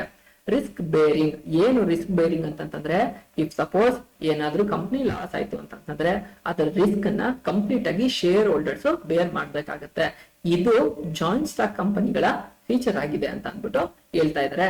ಹಾಗಾದ್ರೆ ಜಾಯಿಂಟ್ ಸ್ಟಾಕ್ ಕಂಪನಿಗಳ ಮೆರಿಟ್ಸ್ ಮತ್ತೆ ಲಿಮಿಟೇಷನ್ಸ್ ಏನು ಅಂತ ನೋಡೋಣ. ಸಿ ಗೈಸ್, ನಿಮ್ಗೆ ಏನಾದ್ರು explain the merits and demerits of joint stock company ಅಂತಂದ್ರೆ ಅಫ್ಕೋರ್ಸ್ ಜಾಯಿಂಟ್ ಸ್ಟಾಕ್ ಕಂಪನೀಸ್ ಅಂತಂದ್ರೆ ಏನು ಅಂತ ಬರೀಬೇಕು, ಅದ್ರದ್ದು ಫೀಚರ್ ಬರ್ದು ಮೆರಿಟ್ಸ್ ಏನು ಅಂತ ಬರ್ದು 2 ಪಾಯಿಂಟ್ ಎಕ್ಸ್ಪ್ಲೈನ್ ಮಾಡ್ಬೇಕು. ಎಲ್ಲ 5 ಪಾಯಿಂಟ್ ಬರ್ಬಿಟ್ಟು ಎಕ್ಸ್ಪ್ಲೈನ್ ಮಾಡ್ಬೇಕು, 2 ಲೈನ್ ಅಲ್ಲಿ ಇದ್ರು ಸಾಕು. ಲಿಮಿಟೇಷನ್ಸ್ ಅಂತ ಬರ್ಬಿಟ್ಟು ಪ್ರತಿಯೊಂದು 2 ರಿಂದ 4 ಲೈನ್ ಅಲ್ಲಿ ಎಕ್ಸ್ಪ್ಲೈನ್ ಮಾಡಿದ್ರೆ ಸಾಕಾಗಿರುತ್ತೆ. ಫಸ್ಟ್ ಮೆರಿಟ್ಸ್ ಗಳು ಏನು ಅನ್ನೋದನ್ನ ನೋಡೋಣ. Limited liability. ಬಿಸ್ನೆಸ್ ಕಂಪನಿಲಿ ಎಷ್ಟು ವೆಲ್ತ್ ಇರುತ್ತೆ ಅದ್ರ ಪ್ರಕಾರ ನಡ್ಕೊಂಡು ಹೋಗ್ಬೇಕು. ಅದಕ್ಕಿಂತ ಬಿಸ್ನೆಸ್ ಲಾಸ್ ಏನಂತಂದ್ರೆ ಬೇರೆ ಎಕ್ಸ್ಟ್ರಾ ತಗೊಂಡ್ ಬಂದ್ಬಿಟ್ಟು ಹೊಣೆಗಾರಿಕೆನ ಅದು ಜವಾಬ್ದಾರಿನ ತಗೊಂಡು ಮಾಡ್ಲಿಕ್ಕೆ ಆಗೋದಿಲ್ಲ ಕಂಪನಿ. ಅದು ಇದ್ರದ್ದು ಒಂದು ಮೆರಿಟ್ ಅಂತ ಹೇಳ್ತಾ ಇದ್ದಾರೆ. ಯಾಕಂತಂದ್ರೆ ತುಂಬಾ ಲಾಸ್ ಆಯ್ತು ಅಂತಂದ್ರೆ ಮತ್ತೆ ಲಾಸ್ ಆಗ್ಬಿಡುತ್ತೆ. ಹಾಗಾಗಿ ಲಾಸ್ ಮಾಡ್ಕೊಳ್ಳಾರ್ದಂಗೆ ನಡಿಬೇಕು ಅಂತಂದ್ರೆ ಹೊಣೆಗಾರಿಕೆ ಒಂದು ಬೇಸ್ ಅಲ್ಲಿ ನಡ್ಕೊಂಡು ಹೋದ್ರೆ ಸಾಕಾಗಿರುತ್ತೆ. ಸೊ ಇದು ಕಂಪನಿಗಳ ಜಾಯಿಂಟ್ ಸ್ಟಾಕ್ ಕಂಪನಿಯ ಒಂದು ಅಡ್ವಾಂಟೇಜ್ ಆಗಿದೆ, ಮೆರಿಟ್ ಆಗಿದೆ. ಯಾಕಂತಂದ್ರೆ ಅವರು MCA ಅಲ್ಲಿ ಯಾವ ತರ ರೂಲ್ಸ್ ಅಂಡ್ ರೆಗ್ಯುಲೇಷನ್ಸ್ ಕೊಡ್ತಾರೆ ಆ ರೆಗ್ಯುಲೇಷನ್ಸ್ ಪ್ರಕಾರ ನಡಿಬೇಕಾಗತ್ತೆ. ಹೆಚ್ಚು ಸಾಲವನ್ನು ಮಾಡ್ಕೊಂಡು ಮಾಡಕ್ಕಾಗಂಗಿಲ್ಲ ಅಂತ ಅಂದ್ಬಿಟ್ಟು. ಹಾಗಾಗಿ ಇದೊಂದು ಕಂಪನಿಯ ಮೆರಿಟ್ ಆಗಿದೆ ಜಾಯಿಂಟ್ ಸ್ಟಾಕ್ ಕಂಪನಿಗಳದ್ದು ಅಂತ ಹೇಳ್ತಿದ್ದಾರೆ. ನೆಕ್ಸ್ಟ್ ಏನು, ಟ್ರಾನ್ಸ್ಫರಬಿಲಿಟಿ ಆಫ್ ಶೇರ್ಸ್. ಯಾರೋ ಒಬ್ಬ ಶೇರ್ಸ್ ನನಗೆ ಸಾಕು, ನನಗೆ ಡಿವಿಡೆಂಡ್ ಬಂದಿದೆ ಇಷ್ಟು ವರ್ಷ ನಾನು ಮಾರ್ತೀನಿ ಅಂತಂದ್ರೆ ಶೇರ್ಗಳನ್ನ ವ್ಯಾಪಾರ ಮಾಡ್ಬೋದಾಗಿದೆ, ಬೇರೆಯವ್ರಿಗೆ ಶೇರ್ಗಳನ್ನ ಇಶ್ಯೂ ಮಾಡ್ಬೋದಾಗಿದೆ ಅಂತ ಅಂದ್ಬಿಟ್ಟು ಹೇಳ್ತಾ ಇದ್ರೆ ಇದು ಕಂಪನಿಗಳ ಮೆರಿಟ್. ಇದು ಪರ್ಪೆಕ್ಚುಯಲ್ ಎಕ್ಸಿಸ್ಟೆನ್ಸ್. ಇದು ಏನು ಪರ್ಪೆಕ್ಚುಯಲ್ ಅಂತಂದ್ರೆ ಆಗ್ಲೇ ಸುಮಾರು ಸಲ ಕೇಳಿದೀವಿ, ಸುದೀರ್ಘವಾಗಿ ಅಥವಾ ಸರ್ವಕಾಲಿಕವಾಗಿ ನಡೀತಾ ಇರೋದ್ರಿಂದ ಬಿಸ್ನೆಸ್ ಮೇಲೆ ನಂಬಿಕೆ ಇರುತ್ತೆ. ಟಾಟಾ ಗ್ರೂಪ್ ಆಫ್ ಇಂಡಸ್ಟ್ರೀಸ್ ಹೇಗೆ ನಡ್ಕೋಗ್ತಾ ಇದೆ, ಜನರೇಷನ್ ಇಂದನೂ ನಡ್ಕೋಗ್ತಾ ಇದೆ. ಸೊ ಹಾಗಾಗಿ ಜನರ ಮೇಲೆ ನಂಬಿಕೆ ಇರುತ್ತೆ. ಇದು ಸರ್ವಕಾಲಿಕವಾಗಿ ಇರುತ್ತೆ, ಯಾವುದೇ ರೀತಿಯಾದಂತಹ ಕ್ಲೋಸ್ ಆಗುತ್ತೆ ಅನ್ನೋ ಚಾನ್ಸಸ್ ಗಳು ಇರೋದಿಲ್ಲ ಅಂತ ಹೇಳ್ತಾ ಇದ್ದಾರೆ. ಸ್ಕೋಪ್ ಆಫ್ ಎಕ್ಸ್ಪಾನ್ಷನ್, ಇವರು ಎಕ್ಸ್ಪಾನ್ಷನ್ ಮಾಡ್ತಕ್ಕಂತಹ ಚಾನ್ಸಸ್ ಗಳು ತುಂಬಾ ಜಾಸ್ತಿ ಇರುತ್ತೆ. ಯಾಕಂದ್ರೆ ಇವರು ತುಂಬಾ ಇನ್ವೆಸ್ಟ್ಮೆಂಟ್ ಇರುತ್ತೆ, ತುಂಬಾ ಲೆಂತಿ ಪ್ರೋಸೆಸ್ ಇರುತ್ತೆ, ಕ್ಯಾಪಿಟಲ್ ಇನ್ವೆಸ್ಟ್ ಜಾಸ್ತಿ ಮಾಡಿರ್ತಾರೆ, ಪ್ರಾಫಿಟ್ ಹಾಗೆ ಬರ್ತಾ ಹೋಗುತ್ತೆ. ಸೊ ಇವರು ಪ್ರಾಫಿಟ್ ನ ಮಾಡಿ ಡಿವಿಡೆಂಡ್ ಡಿಸ್ಟ್ರಿಬ್ಯೂಟ್ ಮಾಡಿ ಬಿಸ್ನೆಸ್ ಬೇರೆ ಬೇರೆ ಕಡೆ ಎಕ್ಸ್ಪಾನ್ಷನ್ ಮಾಡ್ಬೋದಾಗಿದೆ. ದೇಶದವರಿಗೆ ಎಲ್ಲಾ ಕಡೆನೂ ಬ್ರಾಂಚಸ್ ಓಪನ್ ಮಾಡ್ಬೋದು, ಅದಾದ್ಮೇಲೆ ಫಾರಿನ್ ಕಂಟ್ರೀಸ್ ಗಳಲ್ಲೂ ಬ್ರಾಂಚಸ್ ಗಳನ್ನ ಓಪನ್ ಮಾಡ್ಬೋದು ಅಂತಹ ಎಕ್ಸ್ಪ್ಯಾಂಡ್ ಮಾಡ್ತಕ್ಕಂತಹದ್ದು ಚಾನ್ಸಸ್ ಗಳು ತುಂಬಾ ಜಾಸ್ತಿ ಅಂತ ಹೇಳ್ತಾ ಇದ್ದಾರೆ.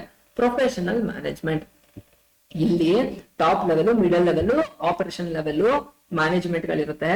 ಹಾಗಾಗಿ ಟಾಪ್ ಲೆವೆಲ್ ಮ್ಯಾನೇಜ್ಮೆಂಟ್ ಅಲ್ಲಿ ಯಾರ್ಯಾರು ಇರ್ತಾರಲ್ಲ ಅದರಲ್ಲಿ ಸಿಇಒ ಆಗಿರ್ಬೋದು, CFO ಆಗಿರ್ಬೋದು, ಚಾರ್ಟೆಡ್ ಅಕೌಂಟೆಂಟ್ ಆಗಿರ್ಬೋದು, ಇವರೆಲ್ಲ ವೆಲ್ ಪ್ರೊಫೆಷನಲ್ ಆಗಿರ್ತಾರೆ. ಯಾರು ಸುಮ್ಮನೆ ಬಂದ್ಬಿಟ್ಟು ಜಾಯಿನ್ ಆಗಕ್ಕಾಗಲ್ಲ, ಅವರು ಪ್ರೊಫೆಷನಲ್ ಸ್ಟಡೀಸ್ ನ ಮುಗಿಸ್ಕೊಂಡು ಬಂದು ಅವ್ರು ಜಾಯಿನ್ ಆಗಿರ್ತಾರೆ. ಹಾಗಾಗಿ ಅವರು ವರ್ಕ್ ನ ತುಂಬಾ ಚೆನ್ನಾಗಿ ಪ್ರೊಡಕ್ಟಿವ್ ಆಗಿ ಮಾಡ್ತಾರೆ. ಇದು ಜಾಯಿಂಟ್ ಸ್ಟಾಕ್ ಕಂಪನಿಯ ಒಂದು ಮೆರಿಟ್ ಅಂತ ಹೇಳ್ತಾ ಇದ್ದಾರೆ. ಹಾಗಾದ್ರೆ ಜಾಯಿಂಟ್ ಸ್ಟಾಕ್ ಕಂಪನಿಯ ಲಿಮಿಟೇಷನ್ಸ್ ಗಳು ಏನಿದೆ ಅಂತ ಅಂದ್ಬಿಟ್ಟು ನೋಡೋಣ. ಕಂಪ್ಲೆಕ್ಸಿಟಿ ಇನ್ ಫಾರ್ಮೇಶನ್, ಇದನ್ನ ಯಾರು ಗೊತ್ತಿಲ್ಲದೆ ಇರೋರು ಇದನ್ನ ತುಂಬಾ ಈಸಿಯಾಗಿ ಮಾಡಕ್ ಆಗಂಗಿಲ್ಲ. ಜಾಯಿಂಟ್ ಸ್ಟಾಕ್ ಕಂಪನಿನ ಮಾಡಕ್ಕಾಗಲ್ಲ. ಯಾಕೆ ಮಾಡಕ್ಕಾಗೋದಿಲ್ಲ ಅಂತಂದ್ರೆ ಇದಕ್ಕೆ ಟರ್ಮ್ಸ್ ಅಂಡ್ ಕಂಡೀಷನ್ಸ್ ಗಳು ತುಂಬಾ ಜಾಸ್ತಿ, ರಿಜಿಸ್ಟ್ರೇಷನ್ ಪ್ರೋಸೆಸ್ ತುಂಬಾ ಲೆಂತಿ ಆಗಿರುತ್ತೆ. ಹಾಗಾಗಿ ಈ ಕಂಪ್ಲೆಕ್ಸಿಟಿ ಇರೋದ್ರಿಂದ ಜಾಯಿಂಟ್ ಸ್ಟಾಕ್ ಕಂಪನಿ ಎಲ್ಲರೂ ಮಾಡಕ್ಕೆ ಇಷ್ಟಪಡೋದಿಲ್ಲ.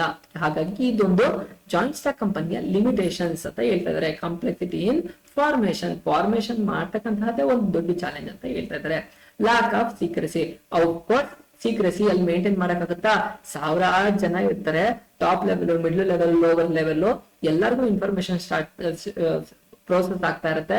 ಏನಾದ್ರು ಸೀಕ್ರೆಟ್ ಗಳಿತ್ತು, ಅದು ಲೂಪ್ ಹೋಲ್ಸ್ ಆಗಿ ಬೇರೆಯವ್ರಿಗೆ ಗೊತ್ತಾಯ್ತು ಅಂತಂದ್ರೆ ಬೇರೆಯವರು ಅವರಿಂದ ಕ್ವಿಟ್ ಮಾಡಿ ಹೊಸದ್ನ ಓಪನ್ ಮಾಡಿ ಅವರಿಂದ ಹೇಗೆ ಪ್ರಾಫಿಟ್ ಮಾಡ್ತಿದ್ರು ಇವರು ಪ್ರಾಫಿಟ್ ಮಾಡೋ ಕಡೆ ತಿರುಗಿ ಬಿಡ್ತಾರೆ. ಸೊ ಅದೊಂದು ಲಿಮಿಟೇಷನ್ ಆಗಿದೆ ಅಂತ ಹೇಳ್ತಾ ಇದ್ದಾರೆ. ಇಂಪರ್ಸನಲ್ ವರ್ಕ್ ಎನ್ವೈರನ್ಮೆಂಟ್, ಏನ್ ಇಂಪರ್ಸನಲ್ ವರ್ಕ್ ಎನ್ವೈರನ್ಮೆಂಟ್ ಅಂತಂದ್ರೆ ಹೋಗ್ಲಿ, ಇಂಪರ್ಸನಲ್ ಅಂತಂದ್ರೆ ಏನೋ ಯಾರಿಗೂ ಮುಖಕ್ಕೆ ಮುಖ ಭೇಟಿನೇ ಆಗದೆ ಇರ್ತಕ್ಕಂತಹ ಚಾನ್ಸಸ್ ಗಳು ಜಾಸ್ತಿ.